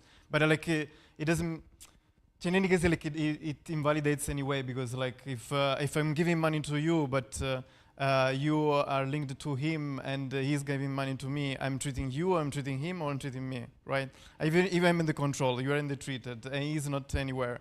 But yet you give money to him and he's gonna give money to me. So like, who is treated? We are treating the whole region. Correct, I understand that. Yeah. I think the question is a little bit more whether you treat the entire region, like whether you treat a subsegment of a microeconomy versus the entire macroeconomy, with or without treatment in a macroeconomy, does that make any changes? But it's okay, we can discuss later. Yeah, I'm not sure, yeah. Yeah, curious to see how significant the changes are. Okay, so okay, the last project is about Universal Basic Income project. Maybe already you have heard about Circus UBI, and it's a project based in Berlin. So here, maybe the interesting thing is to what we experiment for the first time was this concept of causal fidelity that will help us to analyze also the temporal dimension of a network, because in the previous results I showed, we basically work mostly with the static networks. But anyway, like this was interesting. Why? Because in exactly in this period where you observe this line here, there was implemented. It started to be implemented a subsidized program, subsidy program, and in particular, like business were able to exchange back circles. Some of the business were able to exchange back circles to euro, and of course we observed a very interesting change in the structure of the network. So like the green dots are the subsidized businesses. The red dots are those businesses that are linked to the subsidized businesses, but they are not subsidized. And then the blue is the rest of the network. So this was before the intervention, this was after the intervention, and basically what you can observe is that this was at the very beginning. Like this was when the Circus UBI was launched. Everyone was super happy to try it out. And then they disappeared. What was left after the intervention was that there was a restructuring and centralization around the subsidized businesses, and so the subsidized businesses became way more central and more important for the functioning of the whole economic network, local economic network. How much time I have? It's done? I want to ask a question about that. Okay. What are we seeing depicted? What's the difference, right? Why are all the nodes so tightly clustered on the left and they're so spread out on the right? Is that communicating something in particular? Yeah. Basically, like, so for example, this is probably, of course, we cannot know for certain, but these probably are bots. These are bots. They were trying to enter in the system and gather as much UBI as they could. And these are mostly people that were trying out the system. We know that there was an attempt to use a Circus UBI I think in China, they said, something like that. But but it lasts for a few months. So probably this is what you observe here, this big enthusiasm at the beginning of when the project was launched. But about the density, like why are they packed so close together like that compared to over on the right where they're much more distributed?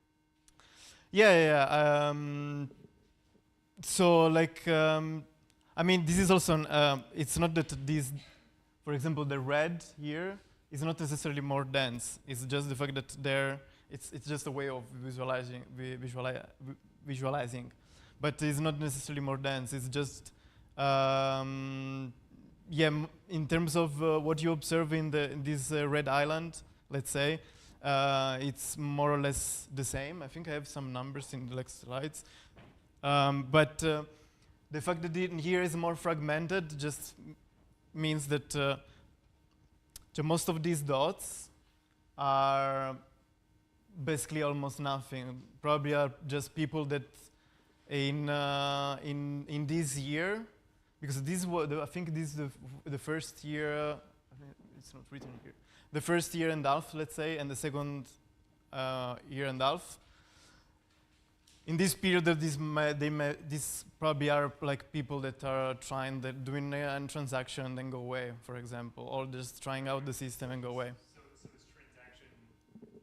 So what moves dots closer together is that they're transacting together.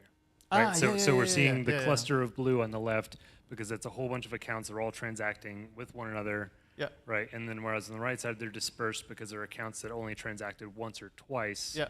and so they don't have as many nodes and need to be packed in. Okay. Yeah, That's what I was asking about. Yeah. Just a quick note, you have I finished, 3 okay. minutes. And do you have any announcement to make about an event? Yeah, okay. And also, it's funny, I want to share with you that there are like 10 people following the event from the lounge on the sofas. So everybody's following you. They're just not here. Okay, thank you. Yeah. Okay, so I will just skip and go to the end of my talk. So basically, what we were thinking to do with CCA, what we discussed so far, was to organize a workshop probably next year or in the next months. The idea is to provide like these tools I showed you, like how to do a visualization, how to use Gephi, how to do some of the replicate some of the results I showed you before, like, and I will give the Python notebook, and whoever is interested can learn how to use this stuff. And so of course, like the target will be activists, developers and researchers who are interested in doing this kind of analysis. And of course, we are going to have also a discussion about qualitative methods, because I didn't show here them much, about ethnographic methods, financial diaries, relational analysis, and so on. And of course, like the idea, as I said at the beginning, the main idea is to have a zero knowledge approach. In a sense, we want to put on the table methods that do not rely on pre-existing assumption on what we are looking for. And yeah, so like the main goal of my PhD was actually indeed to give everyone the opportunity to have access to such methods, and especially to activists, community currency activists who can have these tools for self-management and self-auditing. And of course, like it's a never-ending discussion that eventually should be started. And yeah, so if anyone here is interested, tell me what is missing, who, of course, who is interested, what else to add, and who want to contribute to this, and what are eventually your goals and expected outcomes. Yeah. Thank you.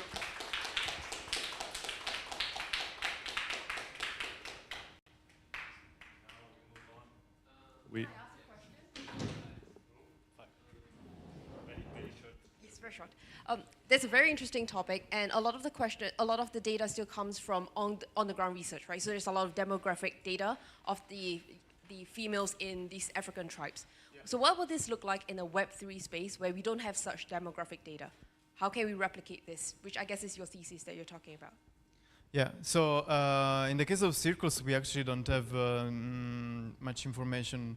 So what we did in the case of circles was to, which might be the case for Web3 or other applications or other currency systems, we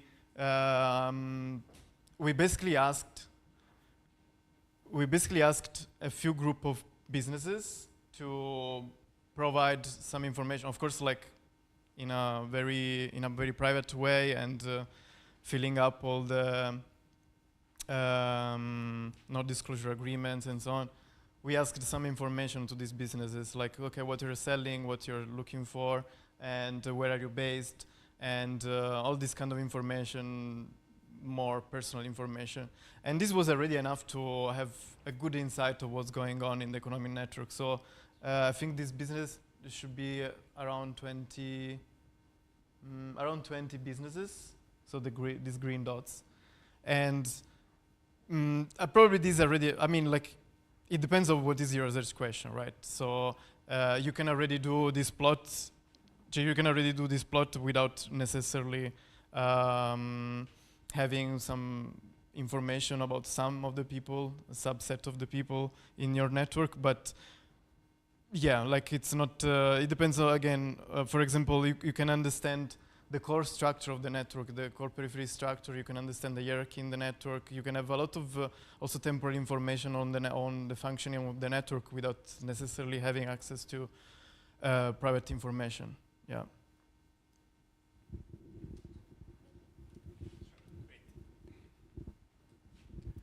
you, Theo. So, if people are interested to this future workshop, contact me or Theo, or yeah, you can find us. Unfortunately, this time we don't have any informal system members here, but we have Paolo in remote connection again. So he will give us a brief presentation of what informal systems is working on. Coming here. We are super in time. Thank you. Who already knows who Informa Systems is, the organization? Okay, Matthew, you want to explain to the people what Informa System is, while we wait, so we have some more context? Because it's a key organization for the CoFi ecosystem now.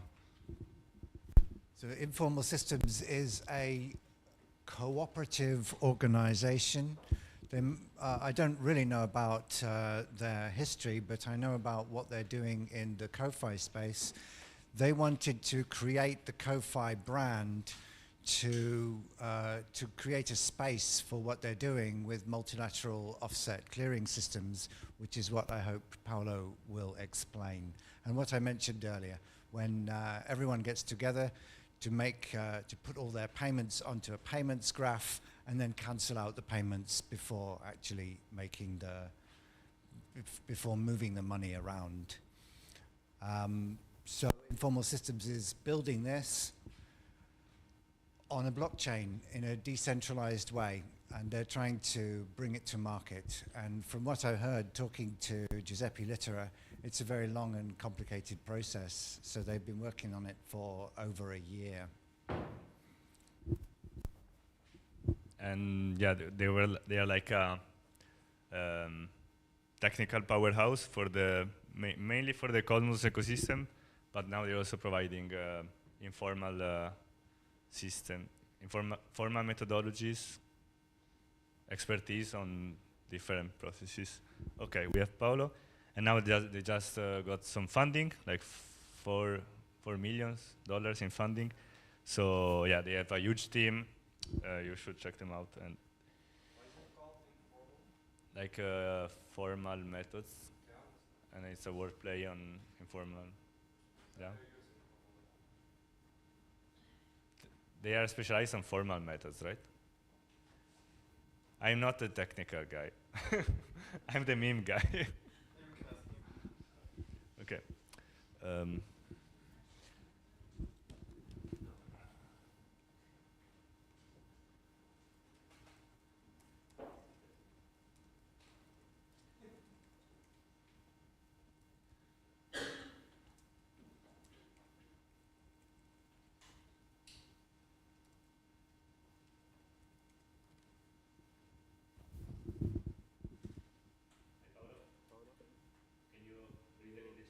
With that,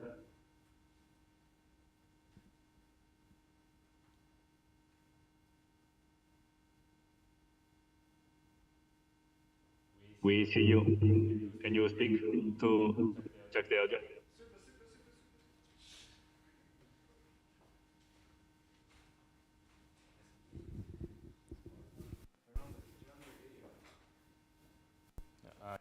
Right.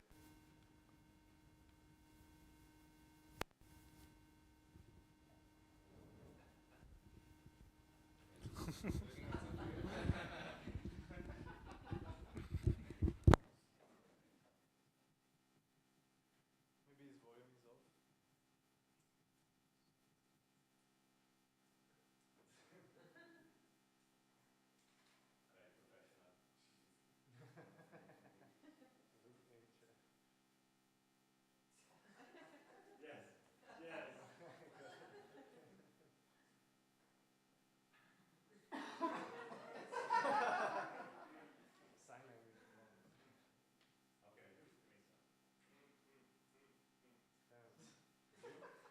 Hello? Can you see me? Yeah, okay. Um,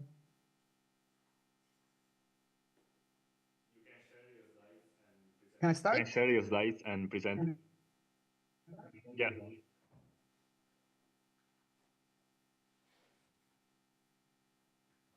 Can you see that? Okay. Can you hear me?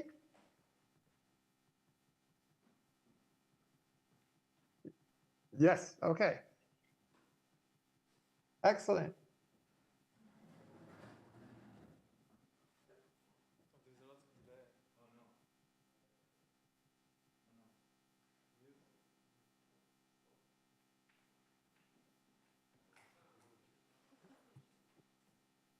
Can you hear me now?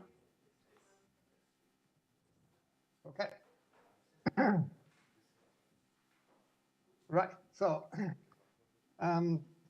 thanks again for inviting me. And I should say, having just heard Matthew's comment, Julio had asked me to talk about what's next, after our what we presented about CoFi last time.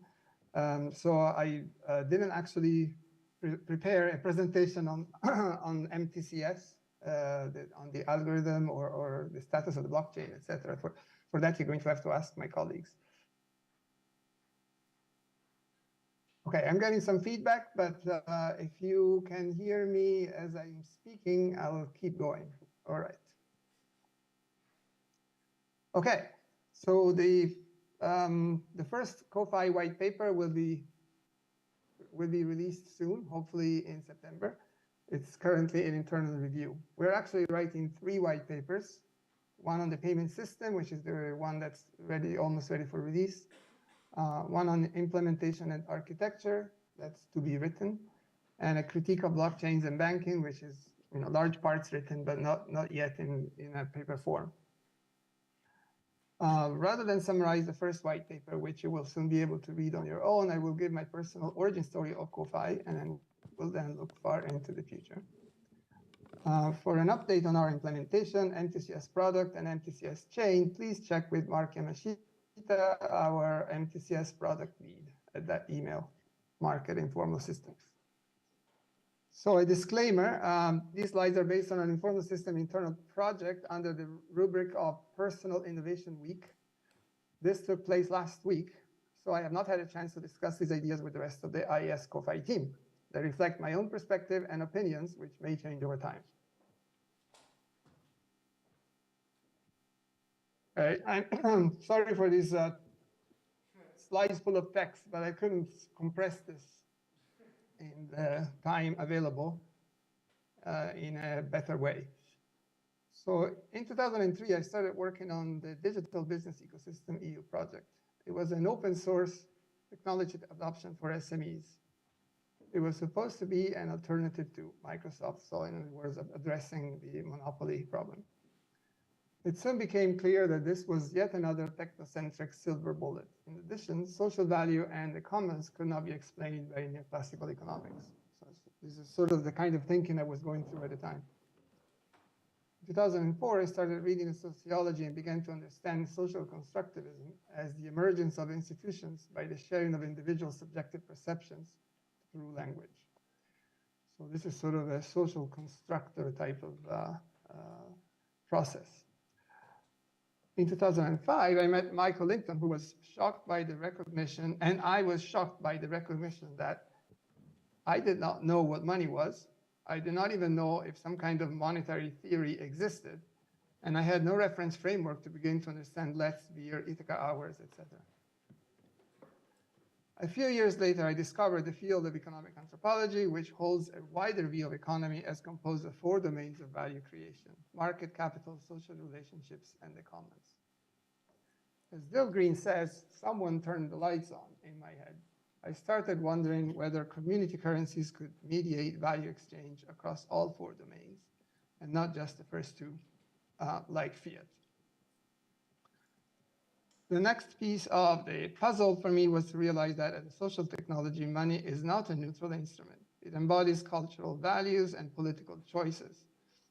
So example values would be the maximum extractable value, not so much the MEV itself, but the concept of extraction.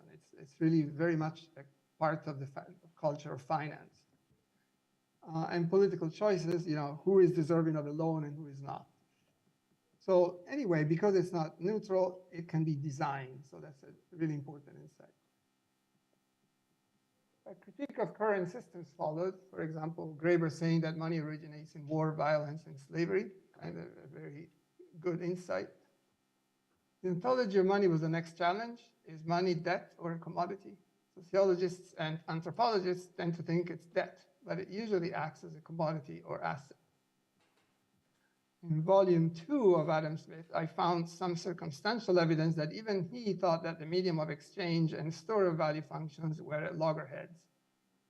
And Matthew challenged me on this a few years ago, and I had to go back to volume 2 and read that part closely again. And I still think that that's true, even though Adam Smith never actually said that the medium of exchange and store of value are pulling in different directions. But I think you can sort of tell that he was close to that type of insight.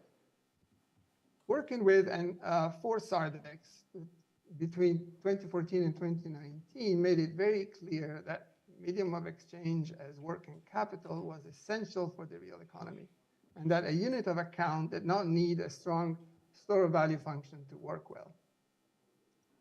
Buskenzian Jan Kregel solidified this concept as Schumpeter circular flow, i.e. a growthless economy.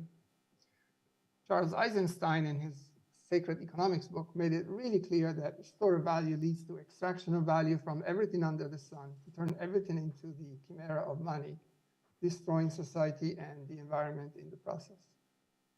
I realize that an uncritical, inherited, or received conception of money amplifies the worst traits of human nature, which probably stem from fear of death, individual greed, and territorial material gain.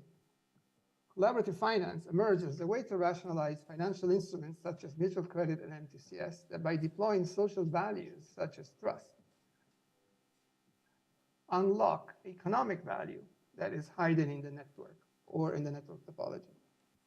The big question then is, how can CoFi get past Schumpeter's circular flow without falling into the financial capitalism black hole? And in May, I started thinking about EXA as one possible pathway for that. I think EXA is very encouraging, but possibly a bit longer term. In a shorter term ways, possibility.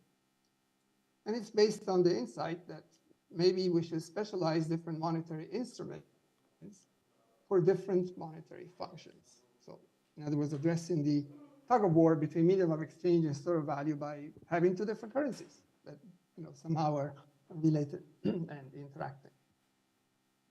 So I'm assuming that you can hear me well and that you don't hear the feedback that I hear.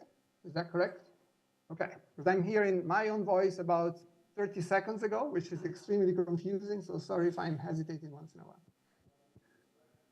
Okay, so just for context, I'm not sure whether you've ever seen this picture, but this is my understanding of what economic anthropology is about, and it comes from Goodman. And it just shows that, this picture shows like two different geographical scales, communities and long-range market. Communities tend to be focused on base or commons, the social relationships, and the capital, and market tends to be long-range. These four values, four centers of value creation can exchange value through different media, different processes, different ways of interacting.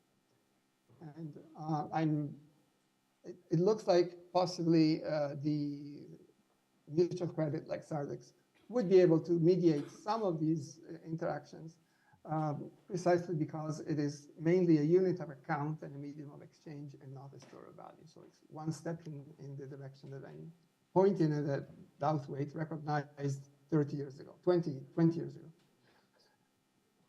This is the CoFi diagram that we've shown before. And you can hopefully now see where these colors come from the previous picture. And you can see that in the lower left, we have money as a social relation, and the upper right, money as a commodity.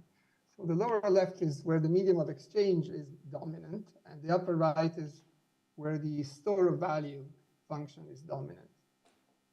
Now, I heard Matthew say earlier this morning that he's not too keen on these traditional functions of money according to economics.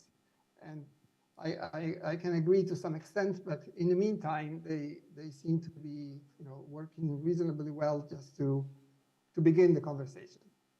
So, so the big question now is, how can we build a monetary model that can somehow make these two parts of the economy work together? The local and more Schumpeter, circular flow-like part, and the global, national, as more of a growth-obsessed type of economy. How can we bring them together, make them work without too much tension, and also more sustainably? And here is what Douthwaite suggests, together with some modifications that I've made in the last few days. The starting point in deciphering this complicated diagram is to look at the red stuff here. We've got the central bank creating the medium of exchange only, probably as a CBDC.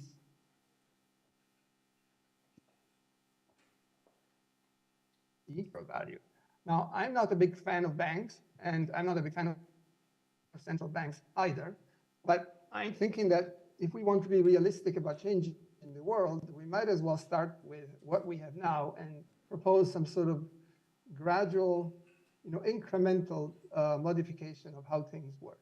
The very first big step is to say that the central bank could create the medium of exchange in response to spending requests by the public sector, while leaving the store of value creation to the banks pretty much as it is now.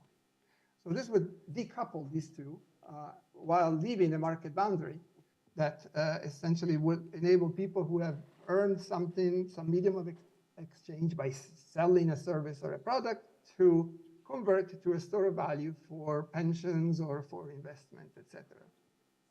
Now, you might see down here in the red text on the bottom right that there is a problem with this model, because the central bank is not independent of the politicians, and the politicians have, are deciding how much medium of exchange to create. So that's kind of dangerous. But on the other hand, if the store of value is something separate and being created according to today's system, then basically what you have is the politicians being in charge of the circular flow. I think that's plausible in terms of resilience and longer-term stability, because if they mess up, it would be really easy to show it, partly because the medium of exchange cannot be burnt, whereas the store of value can. So open market operations would still be performed by the central bank on the store of value currency. The medium of exchange cannot be burnt. You can only tax more. So I think they would create a closer feedback that would make the politicians more easily accountable. There are other parts here that of the story that are a little bit difficult to explain right now quickly. So I suggest that you look it up, look up Douthwaite's book to make a sense of all of this. Last but not least, for this slide, there are mutual credit circles all over the country, and they are all pegged to the medium of exchange, but not exchangeable with it. So very, very similar to VIR and Sardex today.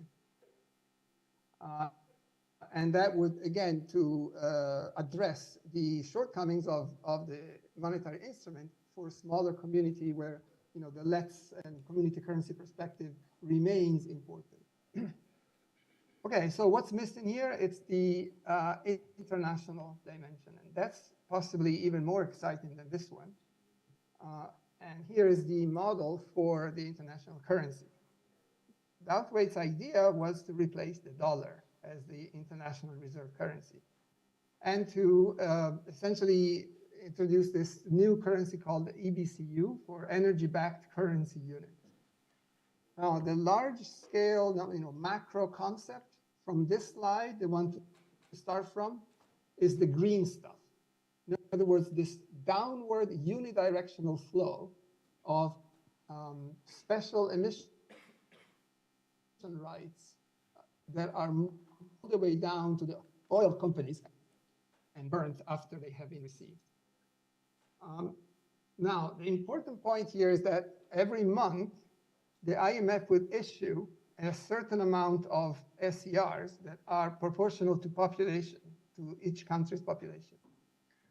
And that means that countries that have large populations but small per capita energy consumption would be able to sell those SCRs to the US and European countries that are energy hogs. And that would be a way to somehow right the ship and the playing field, and, and to provide a flow of money towards the poorer countries that they can use them for investment in renewable energy and so forth. So what I think is wonderful in this model is the explicit and very clear link between environmental sustainability and an international currency, an international reserve currency.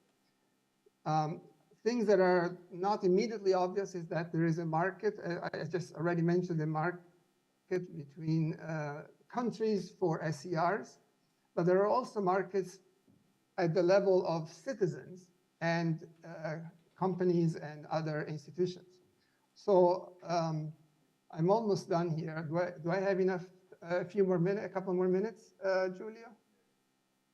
Yeah, 2 minutes, okay. So each country would, according to this model, would distribute for free 45% of their share of SCRs for that month to all the citizens, but they would sell through an auction 55% through the private sector players and other institutions. In order to be able to use energy, you have to pay the energy utility along with providing or spending some of these DTQs, which stand for domestic tradable quota, which are the SCRs. The energy utility gives the DTQs to the oil companies in order to obtain the oil, and then they are burned. Now, the point is that every month, the issuance of DTQs would be decreased by, gradually according to a schedule, so that you're slowly starving out the oil companies, while with all of the excess revenue that or profit that comes from these various exchanges at various levels, you can gradually transition towards renewable energy. There are several more rather complicated and subtle aspects to all of this, which I encourage you to find out about in Althwaite's book. And the last point to say is that in both this model and the national model, another part that I like a lot is the fact that there are several negative feedbacks, which means that in this case, I think that the market is being used in a truly self-correcting way, so that if there are imbalances, the negative feedback bring the system back to equilibrium. So this is just, as I said, far into the future, but asterisk, final point is that the asterisks are pointing out that all of these things can be implemented on the blockchain. And in fact, the blockchain provides an ideal substrate to implement functional and operational aspects which can be somehow enforced through the code is law perspective rather than the political horse trading. So that's it. Thank you very much. Thank you, Paolo.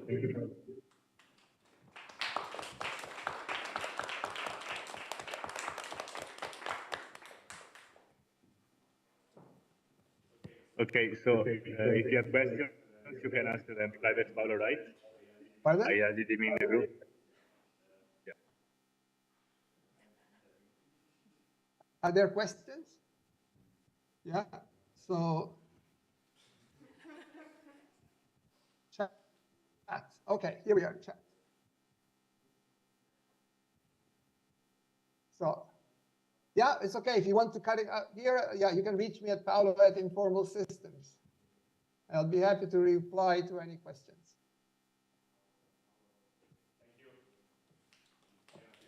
Okay, thanks. Bye.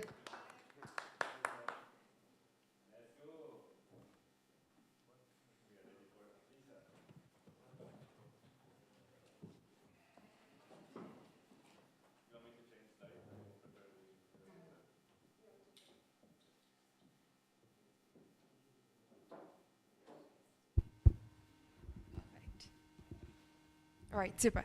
Thank you guys. Hope you had the two previous chats were super interesting. I think what Paulo talked about was a lot on the macroeconomic structure, and what Dale talked about was a lot of analyzing the social behavior and social network of systems.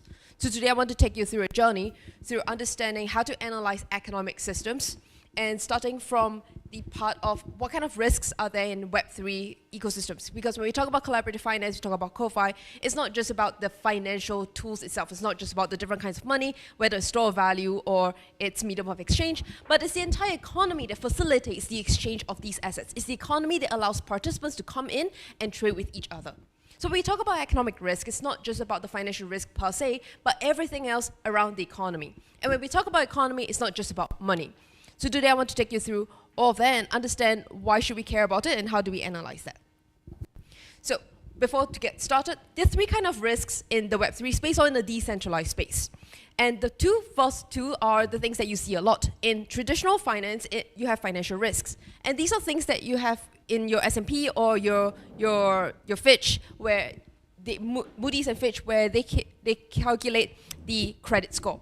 So these are different ways to analyze financial risk, and you also have for public companies annual financial audit to determine how risky the P&L of this company is. So this is all traditional. This is something that we have, and there are a lot of companies diving into understanding financial risk. How do you calculate financial risk in a CoFi, CFi, ReFi, any fi kind of world?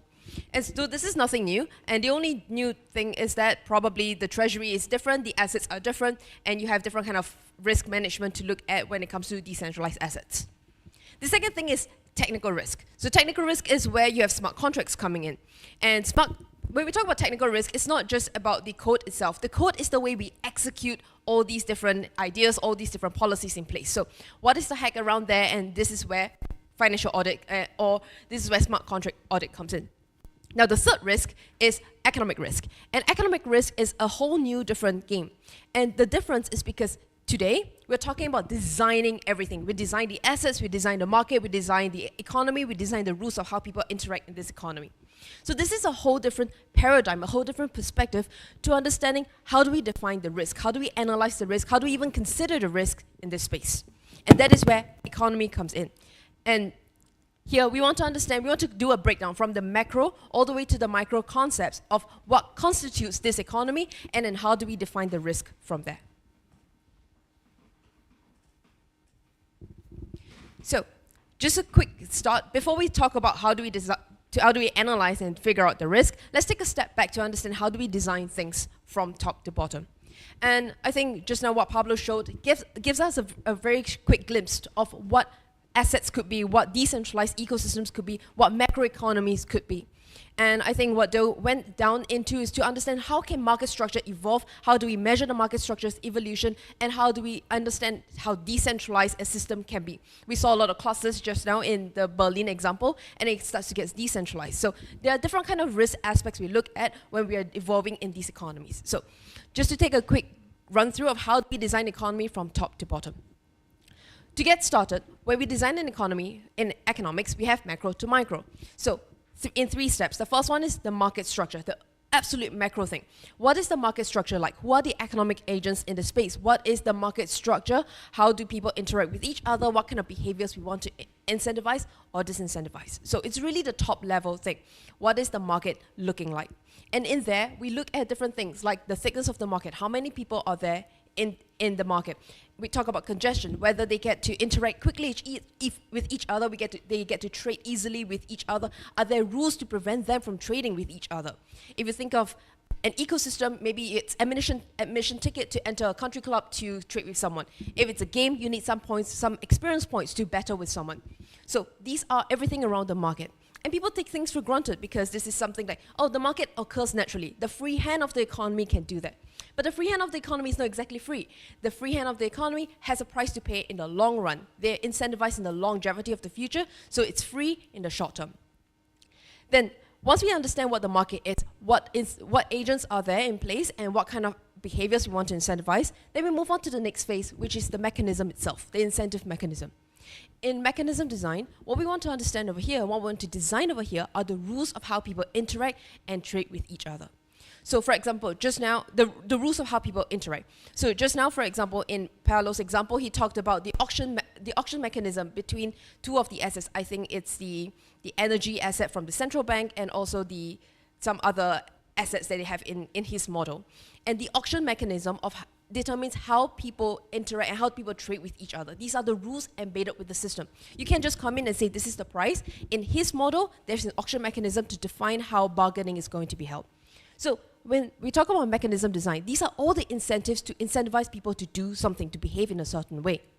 In market design, the first part, the macro things, we're talking about what behaviors we want to incentivize. So the second part is the incentives, because at the end of the day, economics is all about getting the right incentive to move people, to get people to behave in a certain way.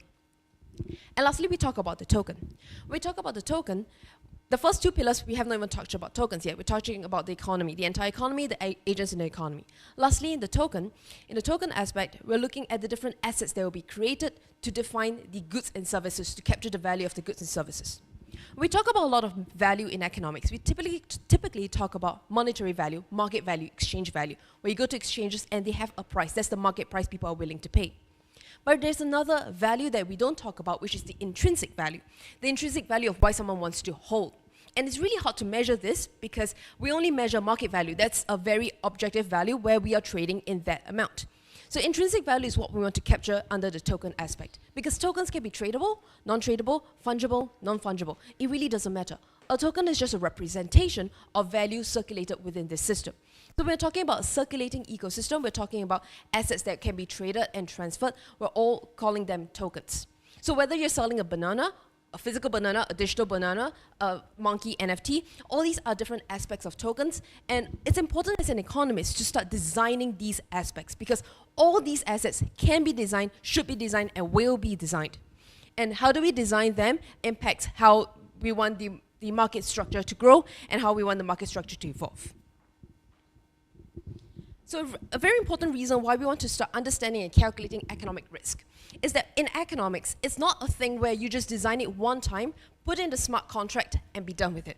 Because the economy keeps changing. The thing about economics is that it's a social science. It's not hard science, it's not physics, it's not chemistry, it's not something that's fixed in place. There's no fundamental hard principles that we always follow and abide by.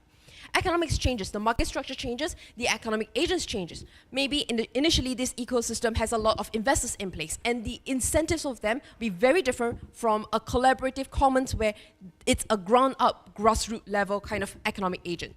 So the economy structure changes, the economic agents change, the incentives and behaviors we want to incentivize are all going to be different.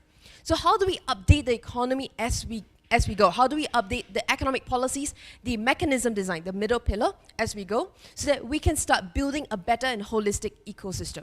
Because there's no such thing as designing the ecosystem once and be done with it. It continuously evolves, and we as economists, as designers, as engineers, come and help and aid the economy to design it to be what we want it to be. So in the first part, we look at market structure and market design. In market design, we want to look at things like the legal and regulatory risks. This might or might not be relevant depending on what kind of ecosystem you have and how robust their jurisdiction laws are. We look at technological risks and community. So I think this is where, Dale, I'm very interested in your research, because when you look at growing of the networks, how the network grows, how the network changes with different incentives, how the individuals in the network are going to change in their behavior, their actions, how distributed they get, and the outcomes, the correlation or collinearity between incentives and user behaviors are everything we can look at in market design. And we want to understand that because that will help us to understand mechanism design. Mechanism design here looks at two aspects, which is all the rules that we have in the game or in this ecosystem. The first one is governance. And when people think of governance, they think of governance in terms of how we set rules, how we make new rules. But there's another aspect to governance, is how you punish bad behaviors. Punishment is actually a very important thing in a very holistic society. So how do people respond to punishments, and how do we update the punishments, or how do we make sure that people are going to be aligned to the incentives that we are creating? And then we also look at the financial system, the overall financial system. And lastly, in token design, we look at the tokens in the economy, we look at the economic activity created by the tokens, and then we look at the token cash flow in the system. So who should care about these economic risks? I think we have the most involved to less involved. In the least involved, there will be active members, the DAOs, the VCs, and investors. But the people who are most involved should be decision makers, protocol creators, economists, operators, people who are actively participating to help create this ecosystem. The difference between an active economy, active community, and the decision makers is that active community are just a bit more passive. You're just voting for what's yes and what's no.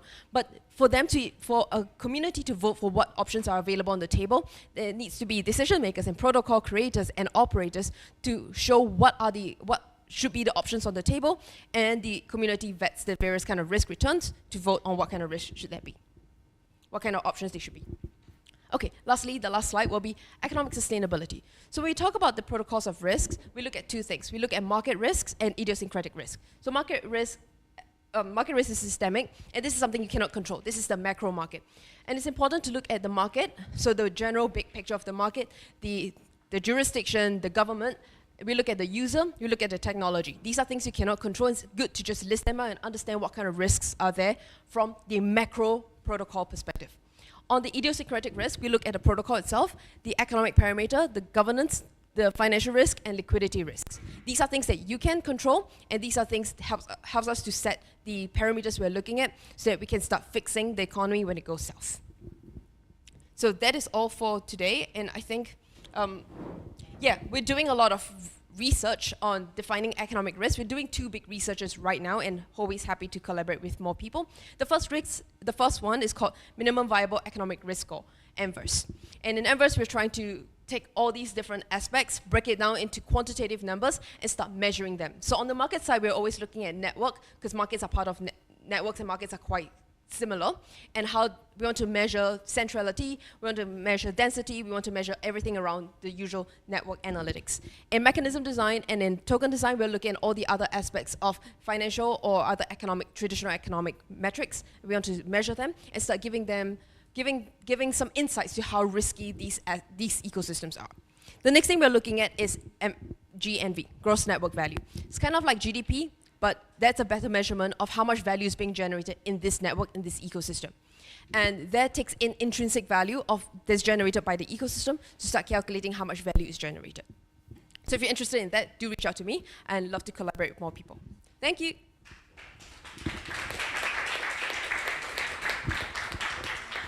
Yes.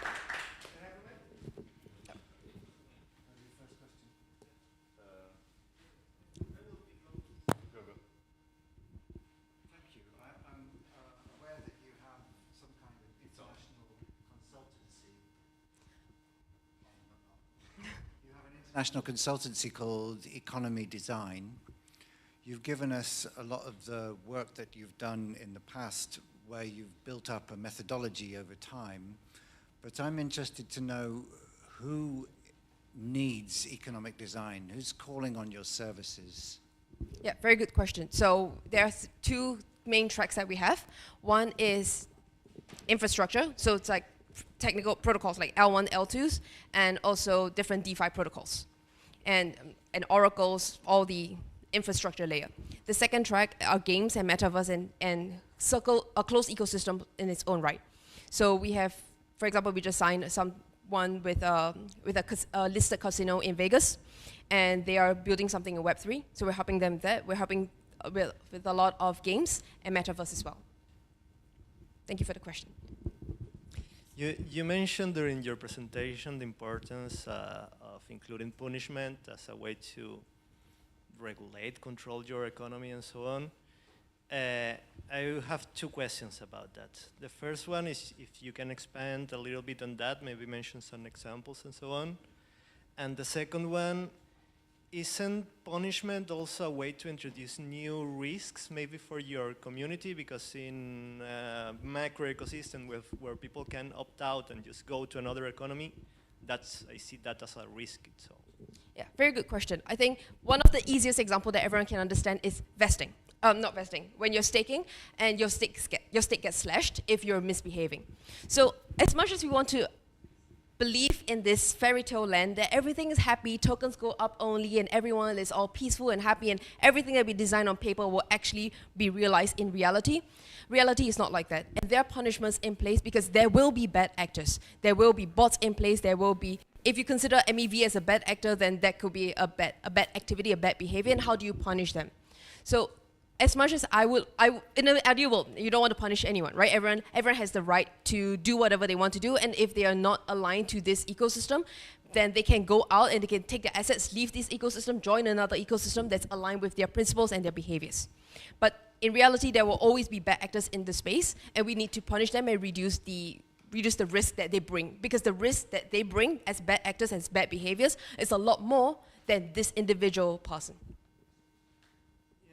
Is there any way to measure how much benefits are bringing against Very good danger? question. Yes. So right now there isn't any. That's why, and like right now, all these it's all empirical data and empirical analysis, which I am a big fan of. But there isn't enough. There isn't enough tools. There isn't a tool out there to measure these things. And so I've been building a tool. I've been building for 2 years, and we're starting to release them end of this year or early next year. And I can start doing some empirical analysis, and I can start proving this with numbers. But good question. You had a slide that showed like a pyramid or a triangle of active participants. Yeah, so most involved to least involved. It's interesting that you structured it this way, with the decision makers being the most involved, and then the people who are just community members and maybe don't play as much of a role in decision making. To me, that seems kind of similar to current capitalist systems that are somewhat technocratic. And if we're trying to design a new economy, I'd be curious about maybe like inverting this pyramid or designing this active hierarchy in a different way. And I'm wondering how you ended up with this. Yeah, that's a very good question. So this was through empirical data, and that's because we were analyzing all the DAO votes, DAO wallets involved in DAO wallets voting actively, and a very small percentage, less than 2% of people are actually actively voting and participating. If you go through all the forums, governance forums, there are only a handful of people that are always commenting. So as much as we want to believe that people should participate freely, they need to be incentivized to do that. And that's where incentives come in. And hopefully by having, maybe another problem is that these proposals, governance proposals, are too complex. And they don't understand that, because if you look at Uniswap, you look at Aave, they're super complex, and I can not imagine that everyone can understand that, and they're not participating. So how do we make it easier for people to be participating? It's not just a tool, but the incentives to impact their behavior. And I would like to see that change as well. But this is how people are behaving today. Listening to the presentation, I could tell this was a very like, or at least I feel it was a very like the lens of an economist, in like a very traditional sense. But I think one of the things that, like part of the, I think it was like the 3 columns, one of them was market design, I think it was. Yeah, I guess, I don't know, do you have any thoughts? To me, you don't necessarily need a market to do economics, that economics is not like purely market-based, and I find this like all the time when it comes to like crypto people trying to think about economics. There's always like an assumption like there's a market and we have to use this kind of like social structure in order to like allocate resources. And I feel, I don't know if everyone here would necessarily agree, but I do feel that a lot of commons-oriented goods are not handled through markets. They're handled through like kind of social relationships, and there's like the governance box would be a lot bigger than like the market box necessarily. I think sometimes there's this, I don't know, like if we think of free market economy, then like the market is like a larger box than governance, but also at the same time, a market is a type of governance mechanism, I would argue. And like, I don't know, if we think about the capitalist system, we have like inherently there are the people with capital are the ones who have more power than the ones that don't have capital. And this is like problematic whenever we're thinking about commons, I guess. I don't know, I wonder if for you, I don't know if necessarily like in your work you've had like the opportunity to like focus a lot on commons, but do you find that there is a difference in the type of framework you have to take whenever you're, I imagine a DeFi protocol or even a casino metaverse is going to be way different than like, I guess the type of economy or type of system that a lot of people here are interested in making. Is it related? Yes, kind of related. Okay. Yeah, maybe to just follow up, like, what is your purpose? What is your target audience, let's say? And yeah, because I think that to risk money, I need money. So I guess every time there is something related with finance, I think about rich people who want to risk something to get more rich. So that's what is your target? That makes a lot of sense. So you're right. When you take a look at this framework, it's very economist focused, especially you go from market all the way, you design the economy, you design the market structure, you define all of that all the way to the tokens, because the tokens are kind of like endowed assets into the economy, which is very economics focused.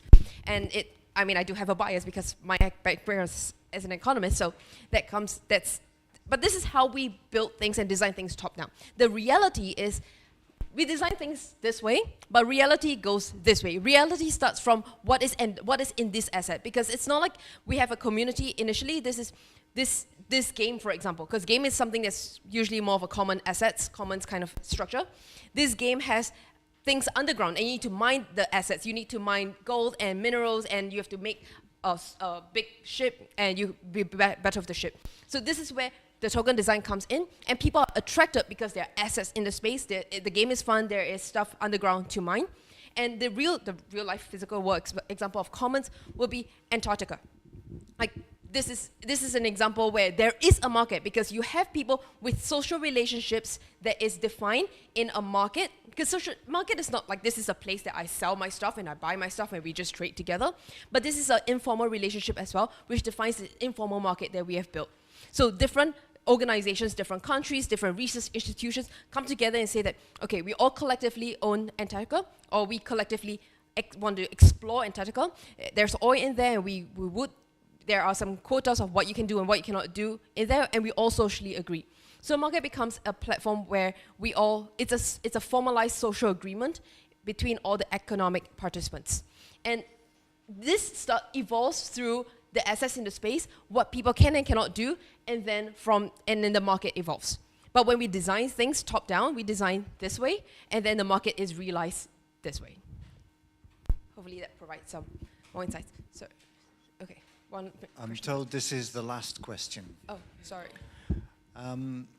You talked about the need to deal with bad actors, and you said they're always there. And that reminded me that Bitcoin and all the blockchains that followed pretty much are open systems that are designed for anyone to participate, so there are bad actors. And you're designing, it seems, very much in that paradigm. But when I talk about CoFi, I want closed systems. I want to be doing business and building trust relationships with people who are trusted, either by me or by the people I trust. And I think that makes a very different design paradigm. So have you done any consideration of building closed systems with trusted actors? Very good question. And that, again, goes back to the design aspect, the token aspect, because the tokens just have to be circulating within this closed ecosystem. And this token can be interoperable with other ecosystems, but if you want it closed, then it's closed. But this is the fundamental of all economies. You have a market, you have incentives for people to behave in your market, to get people to come into your market, and then the assets that they're trading within your market. And whether your assets can be traded and exported to Poland or exported to Germany or just within Austria itself is your choice as a designer. And with the digital world today, we can embed these constraints in code, and they can export it out. And when it comes to reputation, when it comes to social trust, this is where tokens can come in as well, because these tokens become like soulbound tokens, become tokens that's non-tradable, non-fungible. and it represents your individual like credibility. And this is something that we're also looking to do through the empirical data and just playing a lot with numbers to prove them quantitatively. Thank you. Sorry guys, we have to run. Thank you very much. Thank you for being so fast. And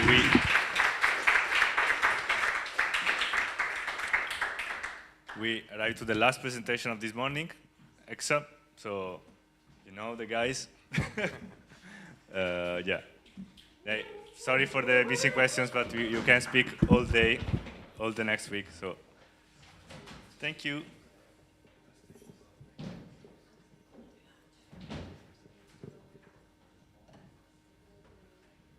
Now you are the last. You can go how much time you want, but it's also good to keep the people attention, people time to eat and decompress, because then there is afternoon. So yeah, thank you. You want to microphone?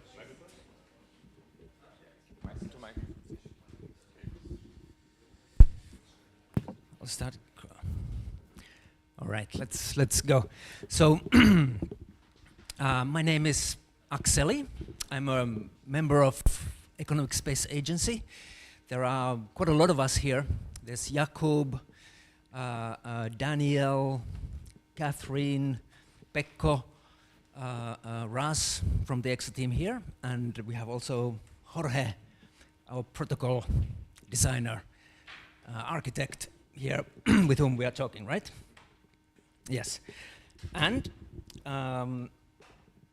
yes, so basically we are kind of continuing from what Paolo from Informal Systems was talking about, and these are our own internal notes, basically based on the first CoFi event, Matt, which you organized, and I can say thank you for that. It was, I think, one of the most important things in this year so far, and these are like our notes towards the second CoFi event, like basically what we've learned and what we are thinking like right now.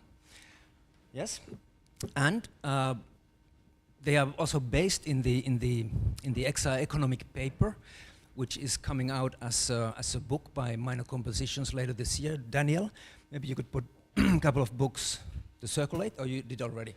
Great. Okay, so great.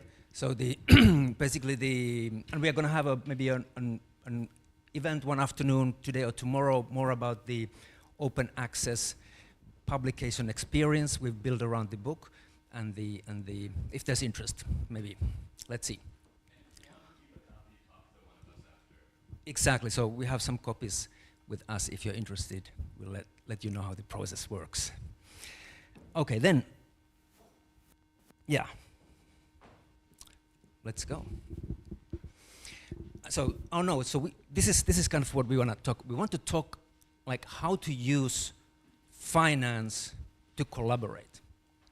Yes, that's the topic. Yeah, so basically, how is it that we can understand finance as a medium for collaboration and engaging through each other, with each other through finance is a collaboration, or can be utilized as a collaboration, and in fact is utilized as a collaboration medium at scale. Yeah, and this is kind of where we started to go into the question of the, can't remember now his name, but who was asking about the future. So basically, like why finance? Why are we so obsessed about finance? And for us, it's kind of simple, because it's a really, really powerful technology to create time. Basically, it allows you to, it's a technique to bind the future to the present, to link to the present. You can touch, through finance, you can touch the future from the present.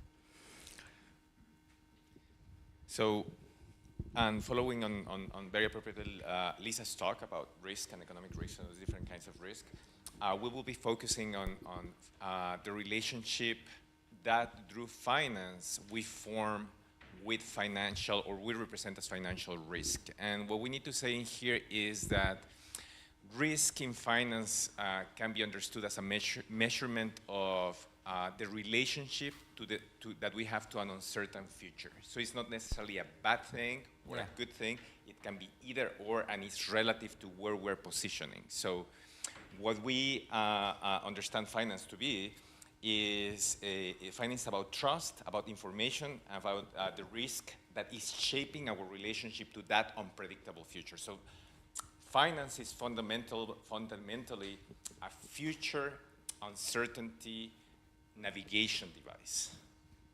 Yeah, so for instance, like credit, to have a credit instrument, credit relationship, it kind of positions you in a very different way towards the future than equity, for instance, or derivatives.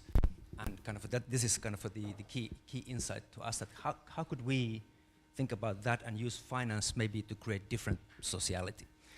Yeah, and different instruments have different relational attributes. Like for instance, credit tries to fix the present into the future, and the incentives in credit is attempting to force present conditions into future events. And that's why there's like the interest and the enforcement and the punishment framing, and of course it has its own history and why it came to be in social reasons. But equity, for instance, is different. Equity is about being able to serve the continuous changing conditions of not only markets, but the things that give value to the things are being offered in those markets. So it's about managing and relating to volatility, to change in the present moment. Yeah, and the volatility, that's kind of really important information. And if we've been thinking quite a lot about these different instruments from like an informational perspective, and kind of for how credit kind of allows you this not interrelated, like a discontinuous, like a relationship. It kind of requires it, and while equity requires much more like a communication. There's a lot of information that needs to flow and come, and it's much more. That's why it's much more kind of for laborers too. And maybe what we saw in the diagram there. That's why the kind of who are invested kind of are also the ones who need to be involved in the making of the future. Yeah. So. And finally, derivatives, which is about decomposing and recomposing risk, which is basically getting really sophisticated about how we craft our relationship to those future uncertainties. So what we want to point out, however, is that finance is fundamentally relational. That means that it's a way through which we relate to each other. Yes. So that means finance, it's already collaborative. So when we speak about collaborative finance, well, finance is already collaborative. So the question is like, collaborative for what and collaborative for who? Yes, and yeah, kind of that's one of the key points really, that if we think of these financial instruments, they're basically agreements, network agreements among certain agents who, through which they are trying to create some kind of trust in what's going to happen in the future. So it's really like a communication protocol. Correct. Yeah, collaborative. So one of the things that we'll notice, however, with finance is that even though it is a collaboration protocol, the empowerment that it creates is asymmetric. And that's due asymmetric access to information, access to financial instruments, and access to transaction types, which leads to shifting the risks. If finance is about risk management and risk repositioning, it's basically shifting the risks asymmetrically, basically asymmetrically shifting the downsides, but also asymmetrically shifting the upsides, empowering certain financial actors and disempowering others. Yeah, and this is kind of the next slide is basically that we go to it's the network view. Kind of we're trying to move maybe from the graph view to the network view, which allows us to see that the network is always dynamic and how the information flows there, what kind of agents there are. And it's the network view which actually allows to see the asymmetricity in the current financial network. So the question is here, it's like, how can we access finance differently? And what does it mean? What would it mean to open the financial protocols to everyone? we can understand finance, that finance is a network protocol. It's a communication system. Information flows and the network structure change following very specific rules of interaction. So finance is predicated on accounting, and accounting can be formally demonstrated to be a communication and protocol based on mostly basic arithmetic. And finance is no exception to this. It's an extension of this protocol. And as Axeli was pointing out, one of the valuable insights, that this sounds very different now, from the protocol, the network protocol view, is that we will see that finance as a language between agents in a financial network. Not all agents speak with the same capacities. So in CoFi, the last CoFi event, we were focusing on the structural view. And basically that represented the liability graph. And one of the really cool insights of being able to see the liability graph is that it allows us a new transaction type that is usually not accessible to agents, because again, like this asymmetry in access to protocols, like distributed credit clearing, all multilateral credit set-off. So trade credit set-off. So what we want to show, however, is that the protocol view shows us that there's many more transaction types, there's many more operation types that can become available if we open these protocols beyond credit clearing. And there's many more other financial instruments, there are many different account types, and therefore many different transaction types. Yeah, so yeah, basically, just to repeat that the kind of a really, what the informal systems and Paolo and the team showed so well was the kind of the network, kind of the value of being networked for credit clearing. And we are kind of thinking that, yes, that's great, but like Jorge was saying, that's just one account type. It's like one one financial transaction type, but there are many others, like equity, for instance. Yeah, portfolio rebalancing, yes, all sorts. So basically, what we want to invite to open and to reveal through this revealing finance as a network protocol is the dynamic view, and that is the transactional state changes. How is it that certain transactions alter the state of that liability graph? And there's a whole taxonomy of operations that occur, actually. So we want to recognize the full array of collaboration that can occur through these transaction types, and how is it that different transaction types can empower our collaboration differently. MTCS, or distributed credit clearing, is just a starting point and a good example. Yeah, and so this was kind of the point I was trying to make in my answer, that in fact, changing the future means generating risk. Finance is like a risk-generating practice in many ways. Yeah, and again, here is about, in understanding that creating the future is about engaging with uncertainty, opening the door of which financial instruments are already being utilized in financial networks to engage with the creation of a future. So, and importantly, to financially distribute the risk of that future generation, so that we can share on the downside. That means the disadvantages of acting together in the wrong way, but also the advantages of collaborating in a positive way, the upside. Yes, so then that was kind of our first important insight. The second one is, then if collaborative finance is about collaborating financially, are we doing it? And kind of, and if not, why not? And where's the problem? Or kind of that. Our question is that, does the extensive focus on credit maybe block us from this? So we take as given that we all will benefit from forming one network and building interoperable protocols. However, what should our collaborative business model be?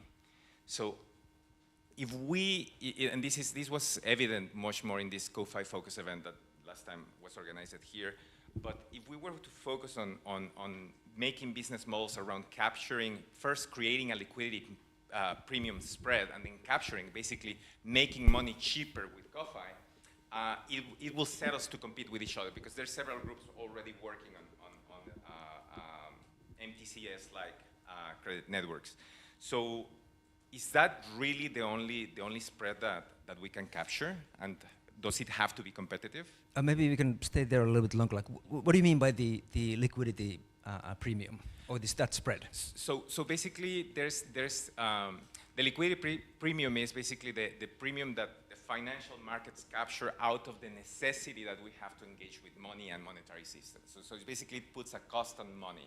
So creating a spread means creating an alternative system that where that will be cheaper, and then what will make that new system profitable or investable would be basically playing that spread between the cost of money in the traditional financial markets and the cost of money in CoFi markets or emerging CoFi markets. So, and basically, and how it's looking when we look at the business models of this, like a different credit clearing, like a protocols at the moment, that's it. Kind of or that's our analysis, that it looks like that it's there. But it's a race to the bottom. Basically, the network that wins is the network is the largest. The network that gets the largest, the one that charges the cheapest fees. Yes, but luckily there are other spreads in town. Yeah. So if we really want to collaborate with finance, that means that we need to find a spread that grows the more the cost of liquidity decreases. Yeah. So where is it? Like the spread on real value creation. So basically, where the realization of future, that basically means equity, can be utilized as collateral for credit, which is real future creation. And basically, effectively, it is betting on the risk and the spread that is created in our capacity to collaborate, to convert inputs into outputs. That basically to build a future together. Yeah. Yes. Which means slowing down, collaborating, communicating, and it's really hard. Yeah. But that's the only way to do it. It is creating real value. So reciprocal staking is to investment what MTCS is to credit. So reciprocal staking is also a collaborative transaction type to risk author our future. So we can expand from clearing together to risking together. All right.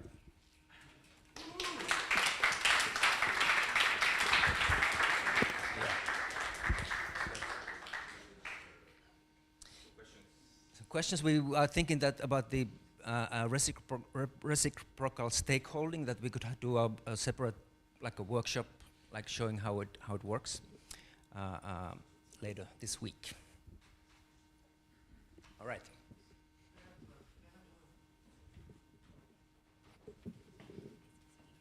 Yeah, I mean, this whole presentation was fucking amazing, mind-blowing for me.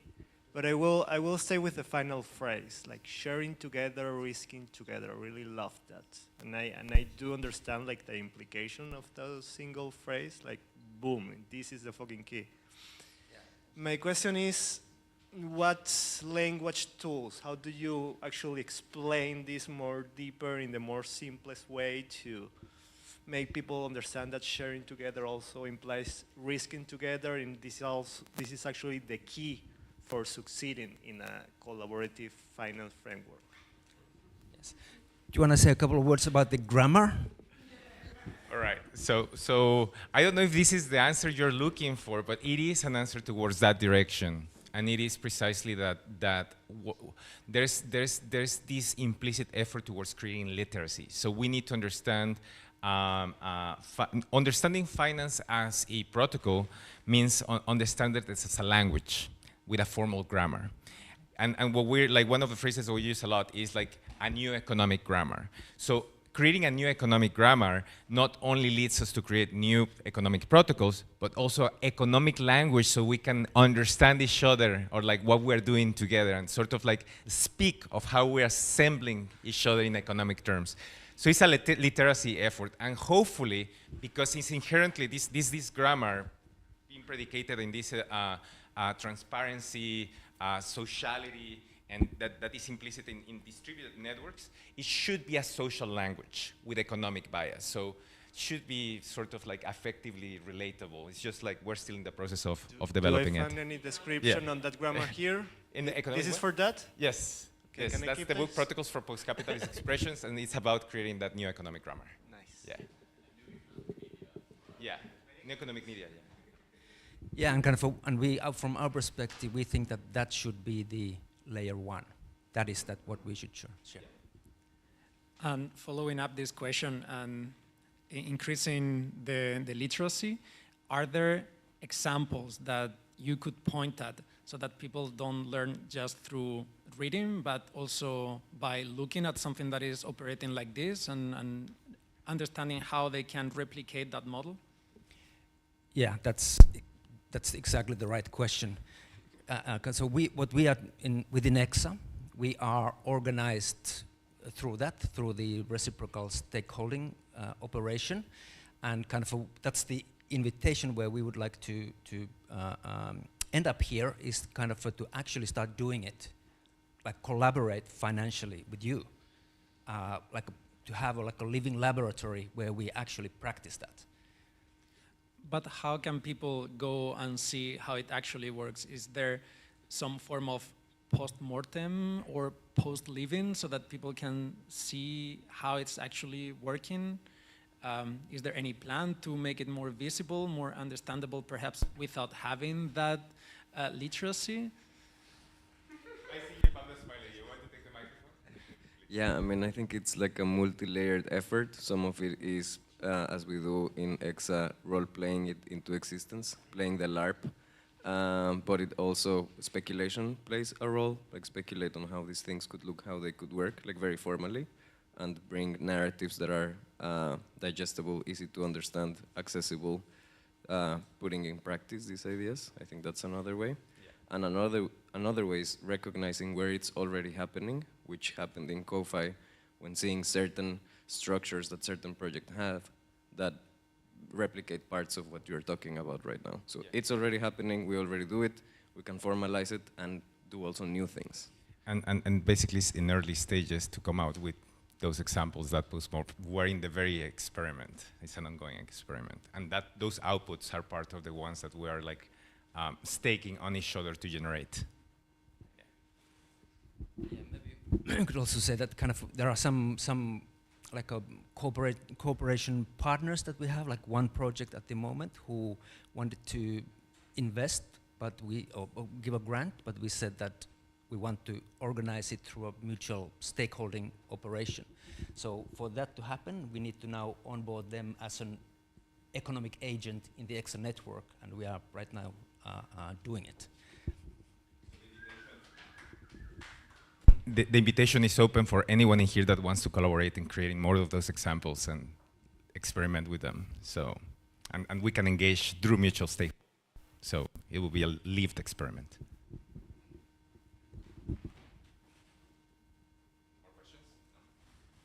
Who specifically are you wanting to approach?